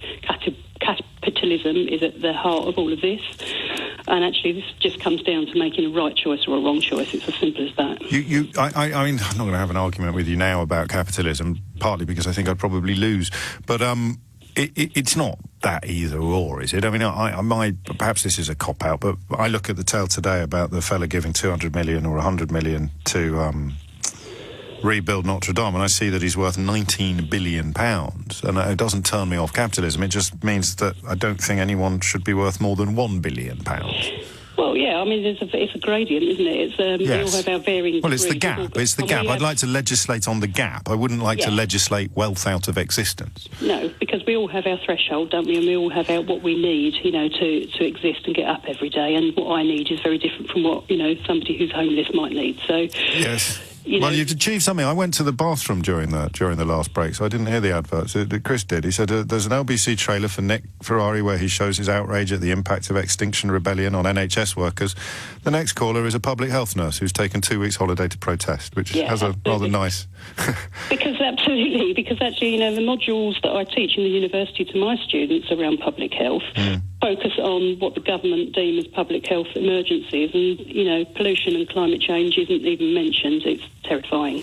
It's actually more of a threat than any of the things that are listed in the module that I teach. So, gosh. Well, yeah. Ness, you're a legendary caller. You really are. It's one of those days today where I thank my lucky stars for the quality, the calibre of the contributors to this programme, because, let's face it, if it was down to me, we'd be a long way off the marks that we're currently hitting. And I'll stress again that this is what happens when populism and science collide. It is this morning that I read of a 300% uptick in the number of measles cases being reported by the WHO in the first 3 months of this year.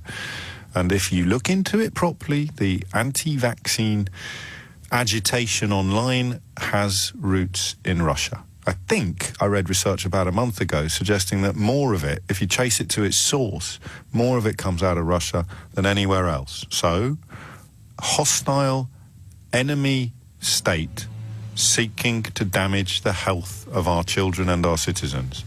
At any other point in British history or Western history, I think that would have been a call to arms of sorts. But such is the success of fake news and false equivalence that many people still are doing the bidding of our enemies in the context not only of social media, but of their lives. I don't know that climate change has its roots there. I think climate change is easier to explain. It's not about destabilising or damaging Western democracies.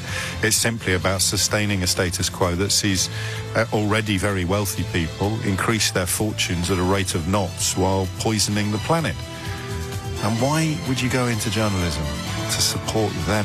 Do you know what my favourite story of the day is? Cold. From the current affairs agenda. You've heard Nick refer to it, I think, already, but it is a peach of a story. I think I might be at my least woke. Do you know what woke means? Woke is kind of being what we used to call right on. Well, that's unfair, because that sounds like a pejorative. It means alive to the discriminations and prejudices that pollute our planet. I'm at my least woke on stories like this, cultural appropriation and similar, so feel free to school me a little later in the programme about why it's not ridiculous, utterly ridiculous, to suggest that only Italians should cook Italian food in public, in restaurants, and similarly only Southeast Asian people should prepare Southeast Asian food. Genuinely, I love subjects like this because I can feel my heckles of mischief rising. Feel free to dampen them down after 12 today. My third band was called Hackles of Mischief, actually. We were a sort of progressive rock outfit, did a lot of Arthurian-linked stuff about Camelot, the Lady of the Lake, stuff like that. Hackles of Mischief. You can still download most of our stuff from Spotify. 4 minutes after 10 is the time. What else are we going to talk about today? I quite like the tale of Mark Carney warning global banks that they cannot ignore climate change deniers. Whether or not our friends in Extinction Rebellion would chalk that up as a victory, I don't know, but I would let them have it. It's a sense of the two ends meeting, isn't it? Mark Carney and his colleague Villeroy de Gallau, the governor of the Banque de France, have combined forces to write in a newspaper today about why the finance sector has to do what the protesters on Waterloo Bridge are urging them to do. Strange set of affairs. I increasingly, as you know, worry that the traditional media is just not equipped at the moment to cope with modernity. To cope, I mean, in the same way that it can't cope with racist lies, it can't cope with lies. We still don't know. You can see this in America and in Britain. We still don't have a media. And I used to think it was an ignorance of tactics. I used to think, well, we just don't know how to deal with it. Increasingly, as you look across the editorial lines of outfits like The Telegraph or The Spectator, you do, and obviously The Express and the old regime at the Daily Mail, it's not a question of the British media lacking the tactics to tackle racist lies. It's perhaps lacking the appetite to tackle racist lies, because for reasons that continue to elude me, some of these individuals quite like the idea of whatever destination racist lies will lead us to. Not mentioning any names, of course. Channel 4 last night had an astonishing report on footage released by the so-called Leave EU campaign that was, shall we say, a little economical with the truth, or I suppose you could say completely faked. And again, won't get the coverage it deserves. And again, no doubt, my Brexit voting listeners, some of my Brexit voting listeners, will be queuing up to claim they knew all along that the footage was fake. They knew all along they were staging stuff. And it had absolutely nothing to do with how they voted. Oh, what a tangled web we weave. But we're going to begin today with the ongoing climate change protests. I like them. I just like them on the grounds that none of us have done anything. And that little frisson of guilt that you feel in the pit of your belly can be treated in one of two ways. You can either acknowledge it, own it, and applaud the people who've actually got off their backsides and done something that you know needs to be done. Or you can ignore it, try to tamp it down by mocking or insulting people who are doing what we are all supposed to do, which is to stand up for what we believe to be right. And when that belief is backed up by pretty much all of the available science, it becomes an even more urgent and principled action. Of course. And I say that as someone who is now having his life disrupted slightly by it. I mean, that's the thing, isn't it? It's always, as you heard in the news bulletin, it's always going to impact harder on people who can least afford to accommodate the impact. That's one of the great unfairnesses of everything from industrial action to public protest. If you own a helicopter, you are going to be considerably less affected by any attempts to disrupt public transport or the roads than somebody what does not own a helicopter.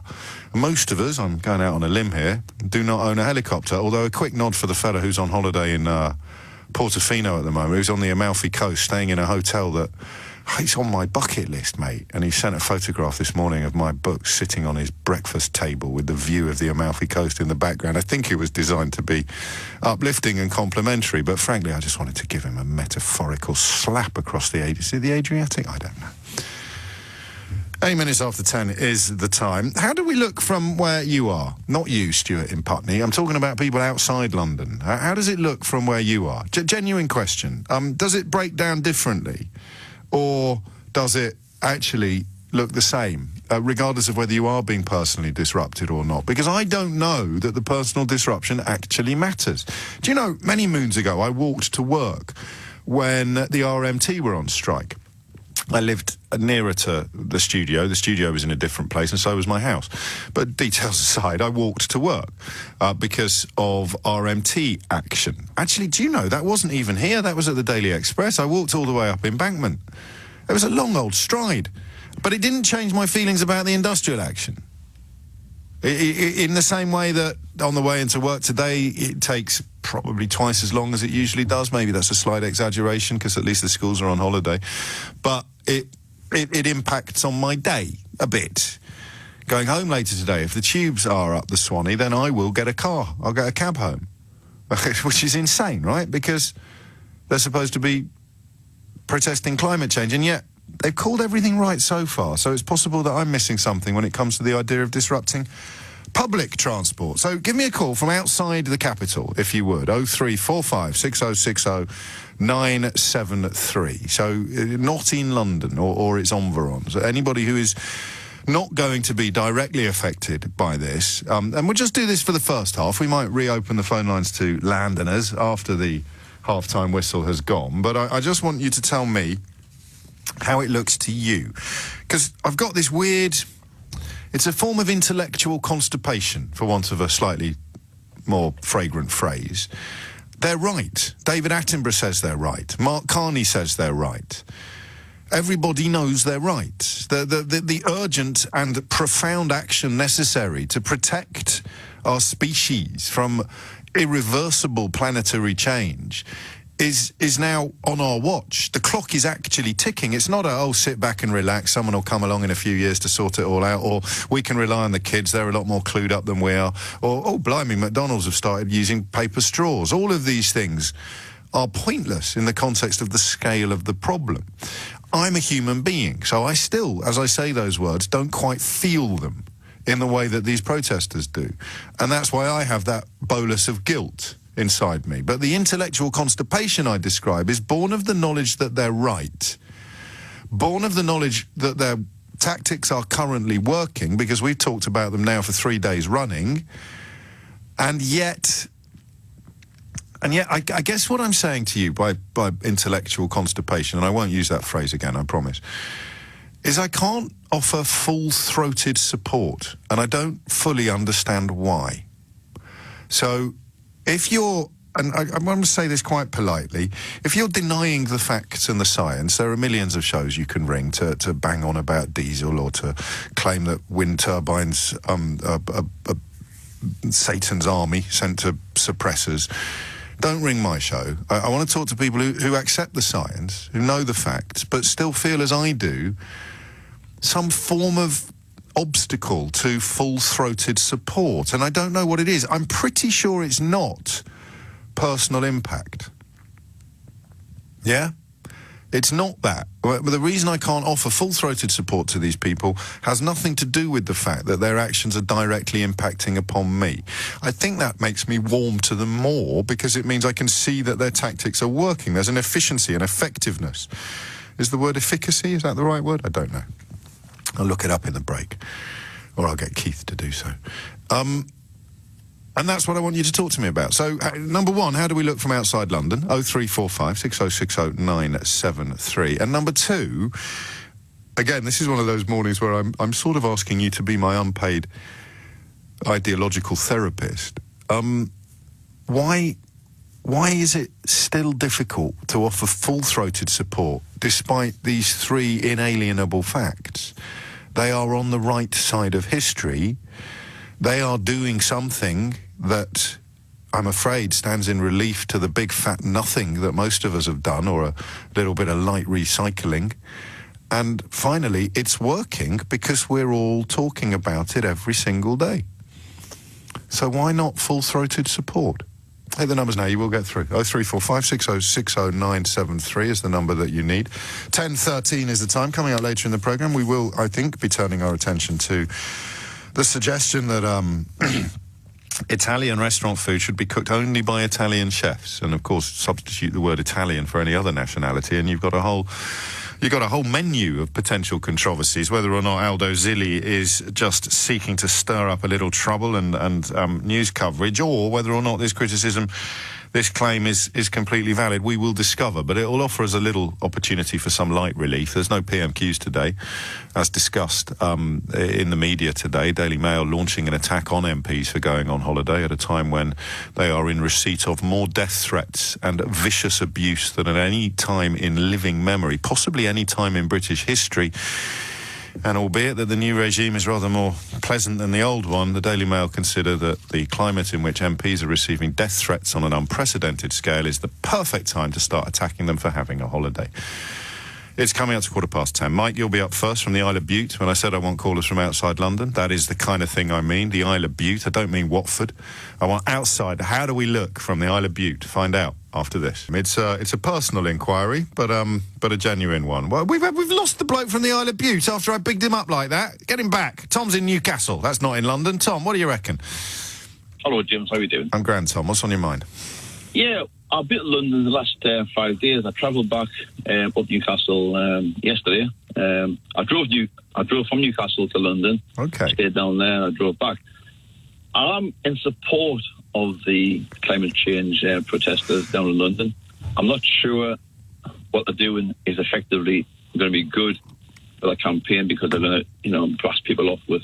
Well, but apart from the sort of obvious lazy grr response, the two evidences of proof that it's working would be the fact that we're all talking about it and the fact that nobody's got a better idea.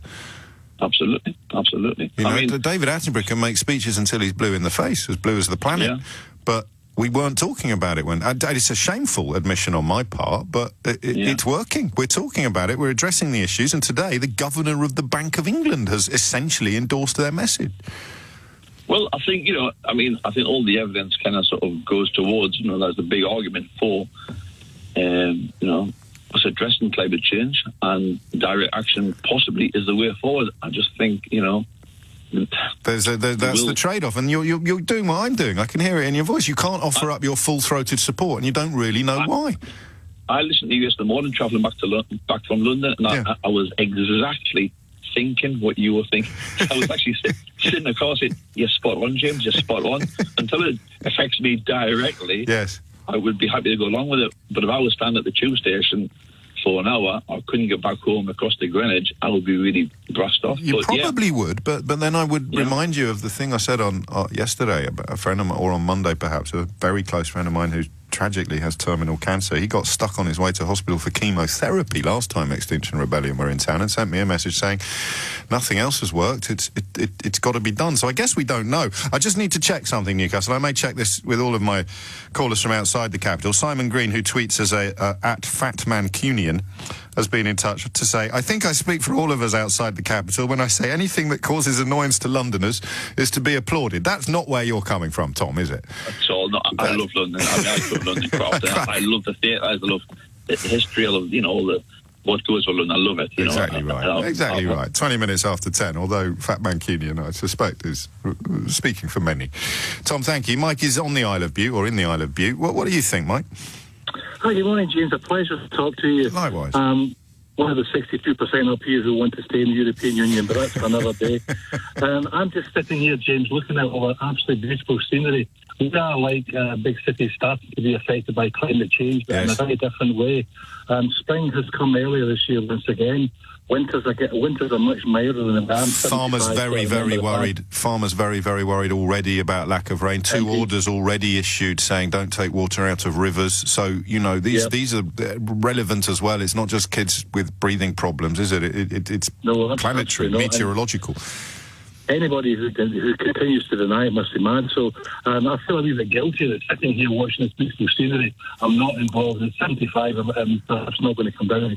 I hear you, but it is. I mean, that is the killer question. The phone line's not great, Mike. So I'm going to move on after asking you one more question. Have you got any otters near you? Any? Sorry. Otters. Boxes. Otters. Otters. Yeah, I'm in front of it at the moment. If we have otters on the Isle of Bute, yes, we do. I was already jealous enough of the bloke sitting in the Hotel Splendido in Portofino, and now Mike got otters at the bottom of his garden, sort of. A couple of phone lines free. Grab it while you can. 0345 606 0973. Just outside London for now, all right? It won't necessarily stay like this. And can you help with this? OK, I'm going to use the phrase again because it's quite a good one. This intellectual constipation from which I'm currently suffering is that I would like my support to be more full-throated. Is it guilt that I'm not there? I mean, what's holding you back from cheering these people to the rafters, even though you know, and this is why, with love and respect, I don't want you to ring me if you're the kind of person that thinks that, I don't know, racist politicians know more about medicine than the doctors and nurses at Great Ormond Street Hospital do. Or that Nigel Lawson knows more about climate science than climate scientists do.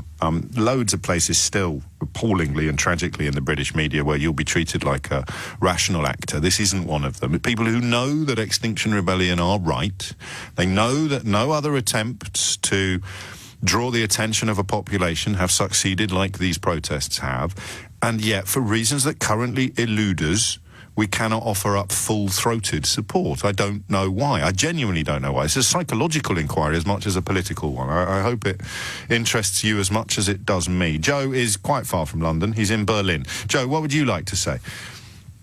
From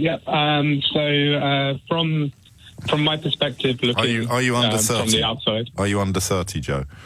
I'm 29. I knew it. Do you know how I knew it? How? Because you began a sentence with the word so. Oh, okay, interesting. Just a pet theory of mine. You could have said, no, I'm 58, just to make me look like a muppet. But anyway, sorry to interrupt you. So, where were we? Yes, from my perspective, I'm living in Berlin. I'm originally a Londoner. Yes. And I've lived in a few cities now. I lived in Dubai. It's probably one of the most polluted cities I've lived in. Yes. But they would never say that. You can say it in Berlin. I don't think things have extended quite to the state where you're going to get thrown in jail for criticising Dubai in Germany. But, no, I can say what I want here, probably. Watch this space. Give it time. Do you know Erdogan's son-in-law had a meeting with Trump's son-in-law yesterday? One is an economics minister and one is a senior advisor to the White House. That is two sons-in-law of politicians. Anyway, I digress slightly. Sorry, so I'm just painting a picture of a world in which you won't be able to say anything without running the risk of getting locked up. And we're not far off. That's called Turkey, of course. So Berlin presumably does a heck of a lot more than British cities do. Well, okay. So in Berlin, we're encouraged to recycle everything. The colours of the bottle are separated correctly. We separate our paper, we separate our plastics. If we have glass, that we should separate that correctly. Our compost is all separated, and I do this in my flat. So I keep everything some separated. councils do as well. So some councils here do, but then you get the odd story 6 months later saying that you separate it all in your kitchen, put it out on a Wednesday morning, and it all gets chucked in the same landfill a month later because there's been some sort of contract change. So how do these protests look from where you are? Do you see anything similar in Germany, or is London lagging behind, leading the way? How does it look from where you are? Well, I mean, everyone's sort of pro-Earth in Berlin, let's say, right? The question that you're trying to answer for yourself was why you don't feel pressured more to sort of get involved. Well, on it's this not front. so much that. I do, oddly, a little bit more perhaps than the average 47-year-old Brit, but that's down to my daughters. I can't bring myself to offer full-throated support. I've got a horrible feeling. I might have been the same with the suffragettes. I know that they're right, but that's the noise I'm going to make to describe the problem that I'm currently having. Any help for me? Yeah, I wouldn't say support one given movement, right? Like that, yes, or one given group. What I would say is, at least for me, the way I protest this is I compare it to the situation we're in with, sorry for quoting this, as I'm sure it's been spoken about way too much in the last few months, Brexit, where you have a whole nearly, 50% who have voted for something with absolutely no evidence to suggest that it's good for anybody, yet they continue to support it blindly. And the same, and they continue to cheer the people who've been shown to have lied to them last time round. It's quite incredible. That as well, yes. But it's the same with global warming. Until it actually affects you, you're happy to just continue believing whatever you were believing before, right? And then you have the divide between. I mean, it may be a complete coincidence that organisations like the Taxpayers Alliance and Nigel Lawson's climate change, I don't know if it's a charity or a think tank or a lobby group, and a lot of the Vote Leave big wigs all circle around the same plug hole in the environs or at number 55 Tufton Street. But if people are being paid money to promote these ideas, I get it. And I also get that no one would pay money to other people to promote these ideas if they didn't believe that it would work. But what I don't think I'll ever get, and you mentioned Brexit quite rightly, I'll never get this determination to keep my eyes closed while all around me the proof that I'm wrong is burgeoning and blooming and blossoming. That is just weird, I think. It probably comes down to comfort zones, or at least I feel like that's one of the causes. I think most people generally are not very happy to step outside of their comfort zone. And yet the whole success of Brexit and climate change denial is built upon persuading unhappy people that their problems are caused by people trying to make the world a better place rather than people trying to keep it awful and keep belching fossil fuels into the atmosphere. And that's the bit I don't get. I don't think I ever will. But you've done well to conflate the two. I was trying not to bring Brexit into this conversation. There's a similar, and it's no coincidence, I don't think, that a lot of the dark money that bankrolls both seems to come from the same mysterious, often overseas sources, and the same newspapers. I think of my father's old newspaper, the Daily Telegraph, when I think of the mainstreaming of anti-science climate change reporting. And, of course, that remains a bastion of anti-Brexit rhetoric, paying Boris Johnson £275,000 a year for his comic polemicals that no one is intended to take seriously.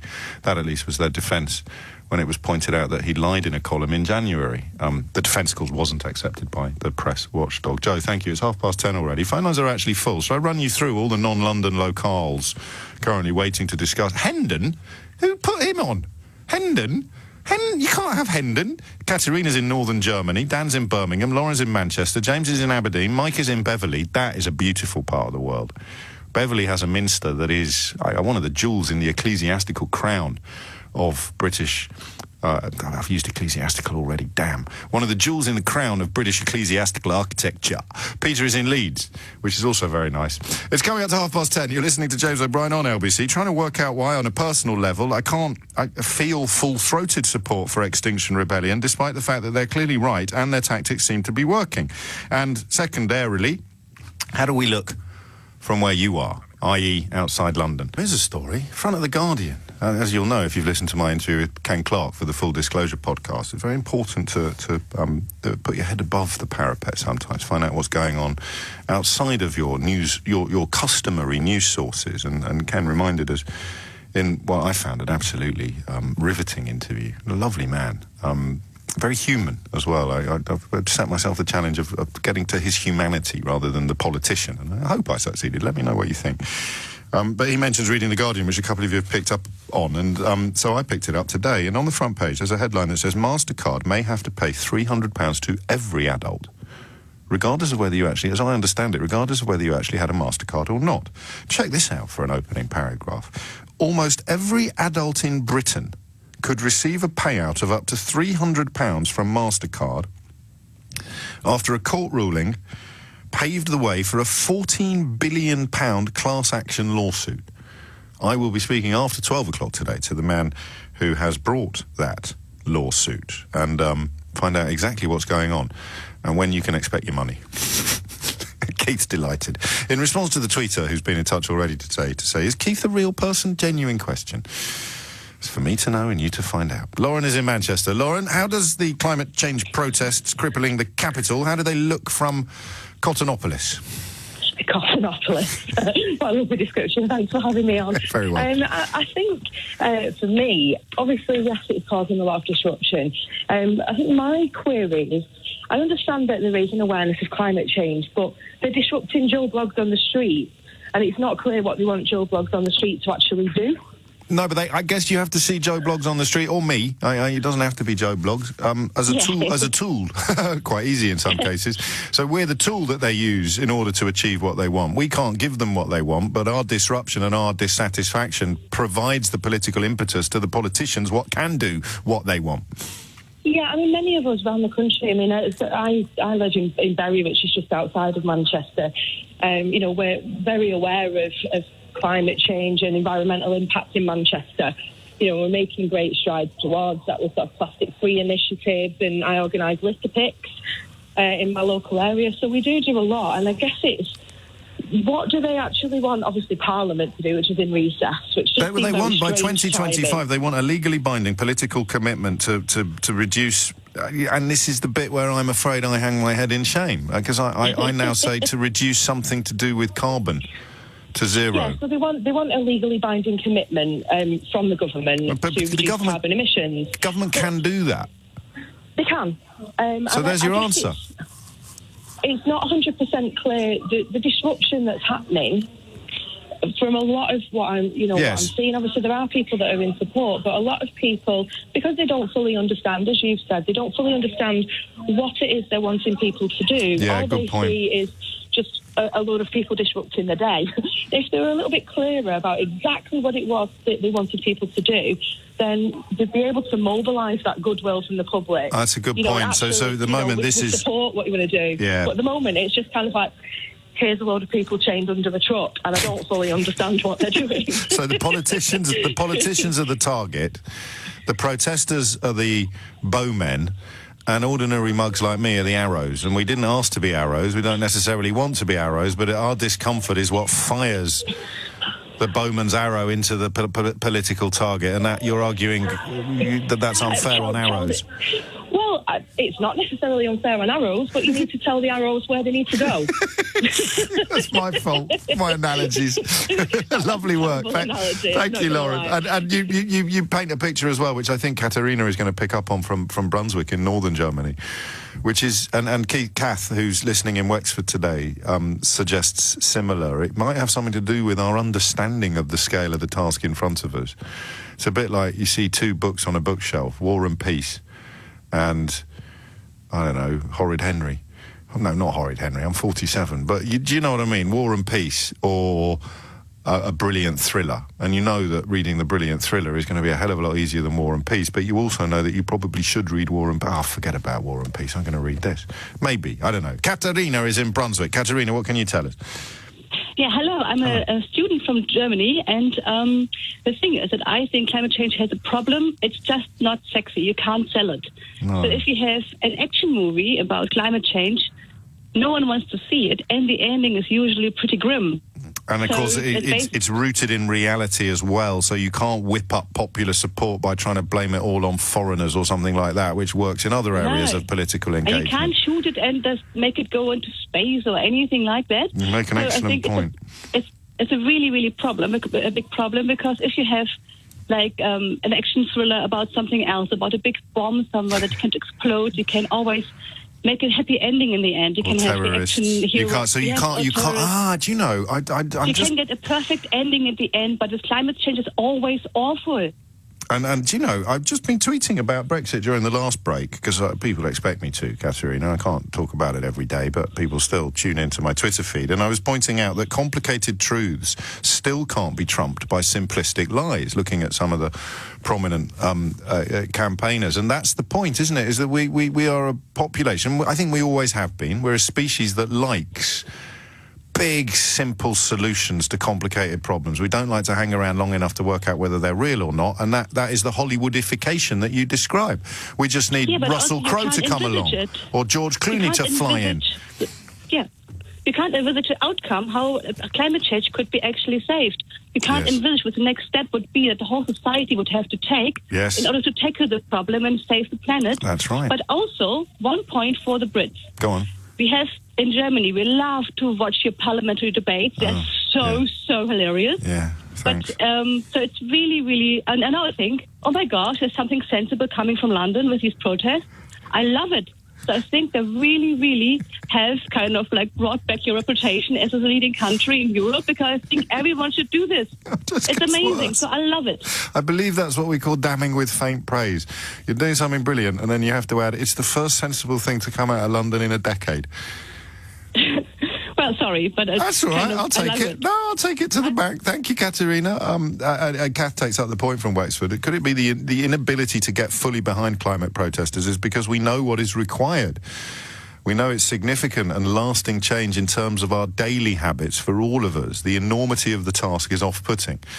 I'll go all in on another one of my current favourite analogies, which is the mountain is just too big. I'm in the foothills. I can't climb that, so I'm going to pretend it's not there. Or I'm going to pick up the thriller and ignore War and Peace. Or I know intuitively, I know intellectually that these protesters are on the right side of history, but I can't offer up full-throated support because, and this is where we reach for that thing that came out during Monday's programme, which is the notion of millions and millions of people doing something, rather than a tiny number of people doing everything. The enemies of progress, the enemies of decency, almost always try to undermine the advocates of progress and the advocates of decency by saying, well, how can you be in favour of climate change? You've got shoes. Or how can... Oh, well, you want to help the refugees. Why don't you put 14 in your spare bedroom? Do you see what I mean? They try and undermine attempts to do what is right by... criticising you for not doing absolutely everything. It's like, has Yvette Cooper got a refugee in her spare bedroom yet? It completely distracts from both reality and decency, but it's incredibly effective. It's one of the first things you learn as a Rupert Murdoch foot soldier. James is in Bergen in Norway, also not in London. James, how do we look from Norway? Well, in Norway, everyone is very confused about Britain at the moment. I mean, I'm phoning... It's not a Brexit phone-in. It's not a Brexit phone-in. We're talking about climate change. Carry on. Yeah, so basically I'm a student studying marine biology. I kind of work with fisheries and climate change and all that stuff. So I'm basically training to be a scientist. And I've got to a point now where the top scientists in the world aren't being listened to. No. The vast majority of experts aren't being listened to. No, but here's a blog by Nigel Lawson. Oh, yeah, exactly. Because he bloody knows what you're talking... Sorry, excuse my French. All right. I'll allow that on this one occasion. Yeah, and... So that's the point, isn't it? None of it is working. None of the things that should work are working. Probably because the infestation of dark money with its sources in the fossil fuels industry has reached its tentacles into every corner of British and American life, which is why we look so ridiculous from Norway and Germany that haven't yet been infected by these tentacles of dark money, punting tax avoidance and fossil fuels while not revealing the sources of their income, not mentioning any names. I mean, in terms of Norway, sometimes I feel kind of guilty because, like, when I go off on a survey, you go off the coast of Norway and there's, like, 40 oil rigs. Yes. But, and that's how they get their revenue, basically. So sometimes I feel guilty. But at the same time, I think with this Extinction Rebellion protest, I think the problem with climate change is it's such a long-term issue. It's like a hyper object that people can't really get their heads around it, and you kick the ball further and further down the road, and therefore nothing gets done, and that's due to the influences that you were talking about. So, and also to lethargy. It feeds into our worst impulses, like most of the political movements polluting the West at the moment, whether it's xenophobia, whether it's laziness, whether it's lethargy. There's a certain breed of politician, best represented by Donald Trump, who just appeals to the worst of us, and it's really effective. And the rest of us sit on the sidelines going, but no, I mean, be personally, nice. I see that without carbon capture storage or radical change, I am fairly pessimistic that we will even hit the Paris climate change goals, because effectively 2 degrees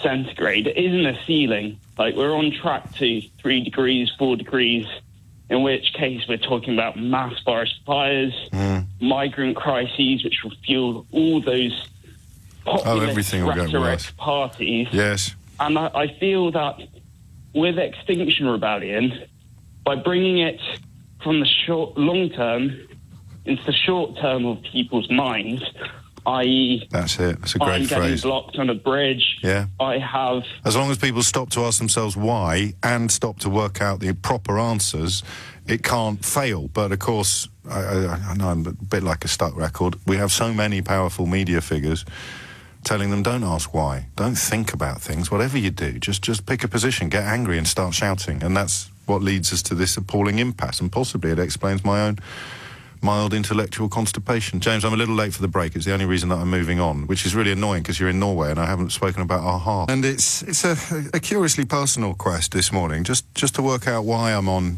slightly on the wrong side of this one. Extinction Rebellion are clearly correct in their concern for the future of the planet, or at least the future of the species. The planet will be all right. And their tactics are clearly effective, because we are now talking about the protest in central London for the 3rd successive day. And we're a national radio station, which I'm reflecting brilliantly by only taking calls from outside London, most of which today have actually come from outside the United Kingdom. Don't get radar diaries in Berlin. But I still don't feel it fully, and I'm trying to work out why. And I think the answer is the knowledge that we will all have to do more, and just a very human sense of lethargy, sense of reluctance, borderline laziness, just to go, yeah, all right, can't someone else do the heavy lifting? So much of my life seems to be now thinking, why can't someone else do the heavy lifting? You know, if there's a prospect of a second people's vote and you get approached or you get asked by, frankly, some of the names that pop up in my inbox these days, I sit there and go, how the hell did this happen? How the hell did this happen? It's only 5 years ago I was talking about parking tickets and potholes. But you see these ads, you think, why are you asking me? Surely there's a grown-up available to do this or to do that or to do... But I guess what Extinction Rebellion remind us, the grown-ups have caused this mess. They're probably not going to get us out of it unless we force them to. And this sort of disruption is a form of forcing, no? 10:52 is the time. Richard is in Alcutar, which is, of course, near Granada in Spain. Richard, what would you like to say? Good morning, James. I'd just like to sort of show my support for these people. Yeah, cool. You're probably sitting in a deck chair showing your support for these people. I'll have to get a pogo stick home from work today. I'm certainly not. I'm actually weeding a field on my farm. Oh, fair enough. So, yeah, I've got 3,000 people on, so I've got to look after before I start picking them. So 3,000 what?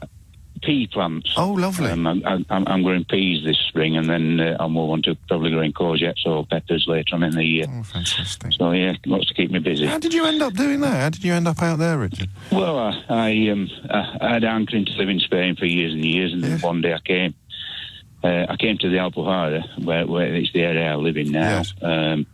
I'd read a book, a very famous book, south of Granada, which was written in the 20s, and I came to have a look at the area, and I fell in love with it, and I bought a place here. Oh, how glorious. And are you going to be all right post-Brexit?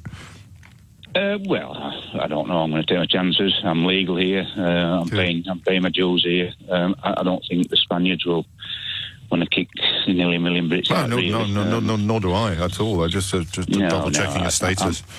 Be very sad if they do, especially not you. You'll be fine. You've got a business.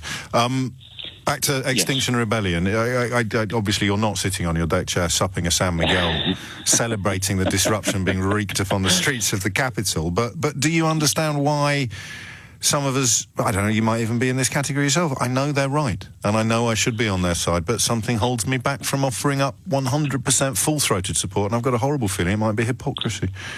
Yeah, no, I think it's like I said to your researcher. I think this scenario is no pain, no gain, and I think their impact in London, which they would have to do, because if they did it in any other city in the UK, it would certainly have the same impact. No, it wouldn't. And unfortunately, that is the name of the game. They're there to do what they want to do, and I think they've got a good point. I don't really agree with smashing of properties and what have you. I think but I don't think that the official organisers would endorse that at all. I mean, you can perhaps glue yourself to a window or something like that, and some of them are being arrested, and to me that's brave. I would use the word brave to describe that. Yeah, as I say, it's something I would have to think very hard about doing. Yes. I mean, I admire them a lot, and would I have the guts to do it? I'd certainly have the guts to sort of stand in the street and let people know I was there without actually risk your liberty. That's why I use the word brave. Some people will object to that violently, and I actually respect that in the context of today's conversation. But to me, it's brave to risk your liberty for something you passionately believe in. If it's true, I wouldn't necessarily call you brave if you change yourself to the railings outside Westminster claiming that the moon was made of cheese. Richard, get back to your peas, my friend. 10:56 is the time. Ian is in Chelmsford. That's a bit close to London, isn't it? It's a little bit close. I was just in Grenada, mate. And then before that, I was in Brunswick. I've been in Berlin this morning, and now I'm in flipping Chelmsford. Ian Duncan Smith country, isn't it? Well, I don't think so. No? My MP's Vicky Ford. Oh, all right. Well done. Carry on. What did you ring in to say? Well, I'm saying, James, you need to look up, my friend. I am looking up. I'm looking up. Yeah. Okay. Yes, I know you can't get involved in this in terms of, getting engaged or whatever. But, I can. Oh, right, okay, that's good. But I was going to get the tube to work today, but they said they were disrupting the tube, so I reordered my chauffeur-driven limousine. Now I sound like a... You know the word I want to say. I can't say it. But okay. I hear myself. Just pretend I never said all that rubbish. I don't have a chauffeur-driven limousine. I had a Volkswagen Charan this morning. Carry on, Ian. Okay. But my thoughts are that if we embrace this, we all know that climate change is real. We all know we've got to change.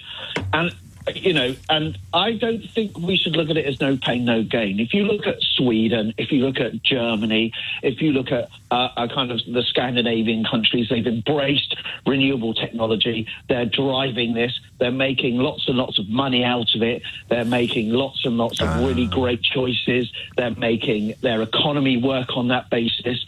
And that's what we should be doing. We need politicians who are going to grasp this nettle. And, the Americans are talking about a Green New Deal. This is a wonderful opportunity to restructure our economy and do all sorts of bits and pieces. So I guess that is the challenge. And that's why Mark Carney's comments today are very interesting. Really, really interesting. And at the end of the day... I spend a lot of my time travelling into London for the various training events that I do as part of my business. And, I got caught up last time in the Extinction Rebellion protest. and they have a right to protest. We live in a democracy. I absolutely support what they do. But then again, you know, when the Brexit mob were in there last week, they've got a right to speak.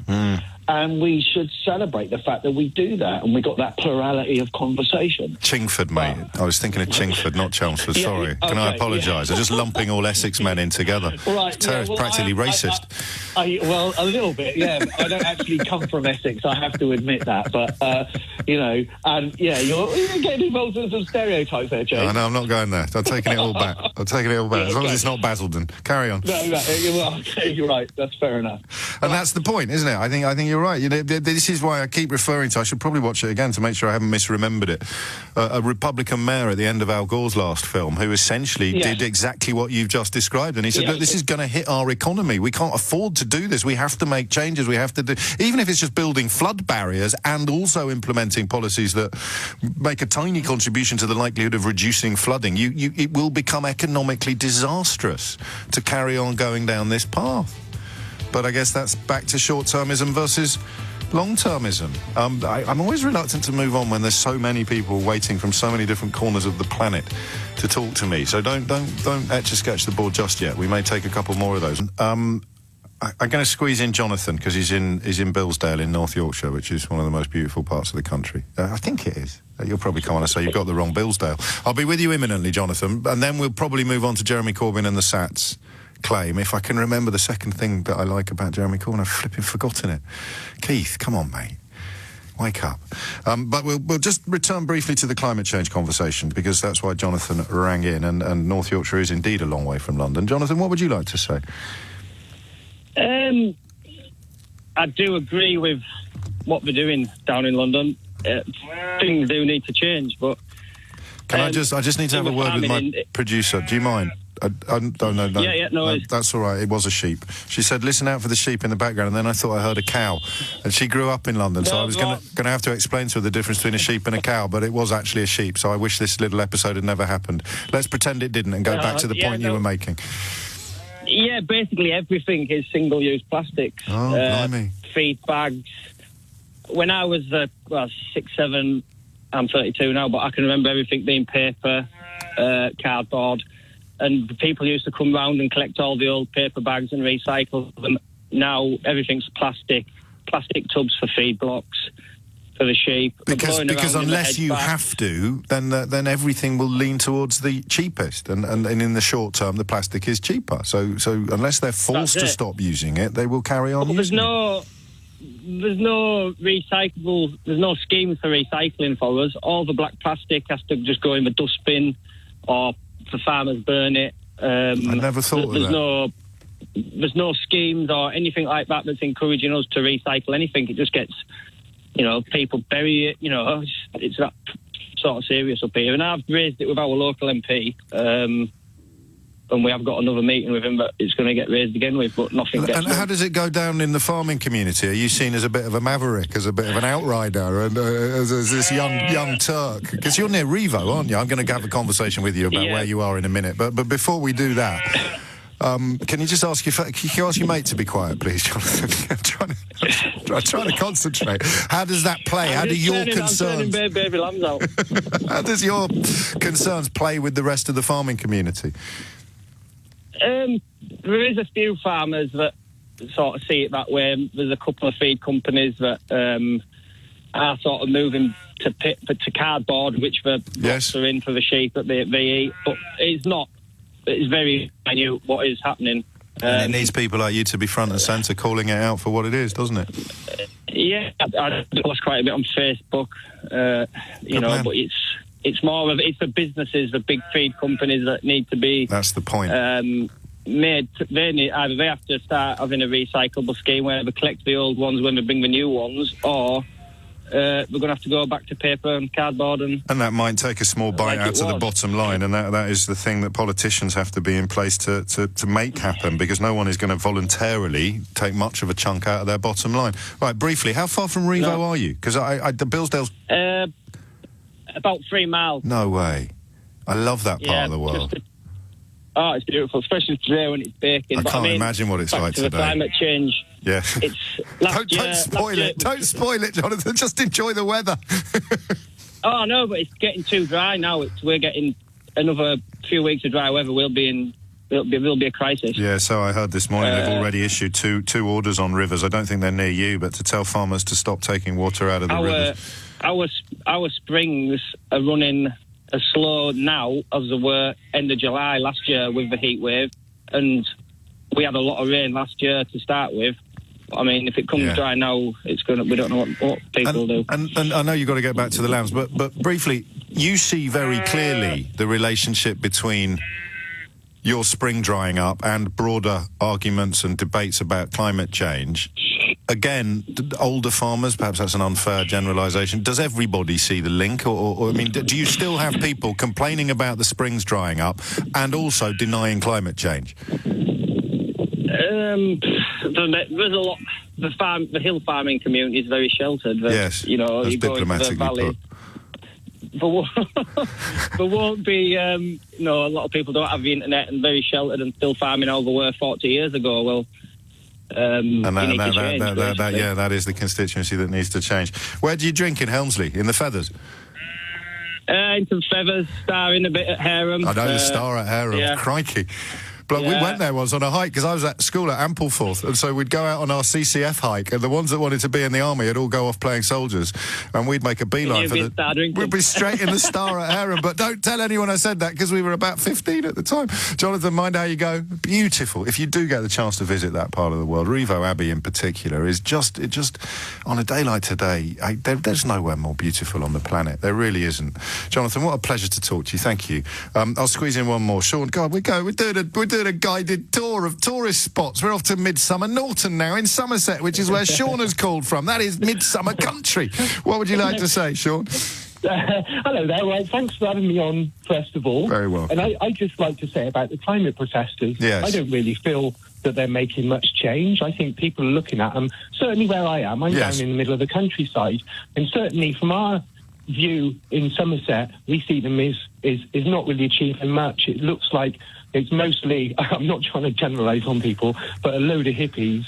It's not, though. I don't know what pictures you've been seeing. They've been at great pains watching the news this time. Really. Even the Daily Mail is describing them as middle-class professionals.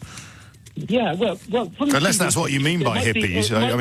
It might be particular that the TV is actually selectively filmed people in bright clothes and stuff. Yes, it could be. It could be. I need to, in the interests of detail, I need to point out here that you don't watch television with everybody in Somerset. You are providing us a very personal perspective here, Sean. Indeed, yes. From Somerset, and I feel that also. So here you go. Let me run through the ones that the Daily Mail pick up on today. You've got an organic farmer, 52-year-old. Became interested in climate change when his farm went bust because of bad weather. There's an actress here. You could probably call her a hippie, although she has previously worked for the United Nations. A care worker. One of the leaders is a care worker. Is she a hippie? She's a 54-year-old care worker. The woman who superglued herself to the Shell headquarters on Monday is a 40-year-old mother who says she's doing it because she's worried about her children. We could probably find a few hippies, but I felt that this one was the one where the swampy stereotypes died a grisly death, actually, Sean. Doesn't look like it. I don't think the people from Somerset are feeling that. Can't stop speaking for the people of Somerset. Only Jacob Rees-Mogg can do that. I just get to talk to people on the street. I'm just a small business owner who lives in the countryside, and I think that's the way we feel. We just feel that London is out of touch. And certainly, from my perspective, I don't think the climate change people are going to don't appear to be changing much. Still, the aeroplanes are taking off.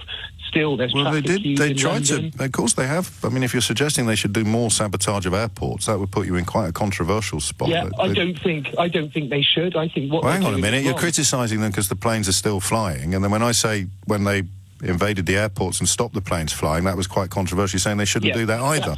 So why are we talking about planes? It's a safety issue. It's not. People go in. It is. I think people go into airports and disrupting tube stations and airports is not the right way forward. I think. But you don't think this is the right way forward either. So what is the right way forward?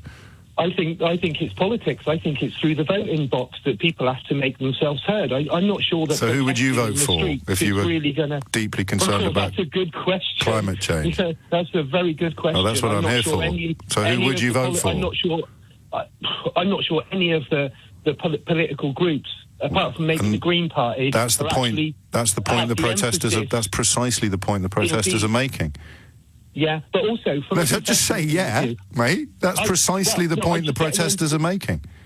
Yeah. So you're on their side. But I'm getting on, not necessarily because I worked in London. Yeah. Right, and I had quite a lot of jobs in London, all the way around London, and we've just seen this creeping tax of fuel in parking. For instance, one day I had to pay £70 in charges.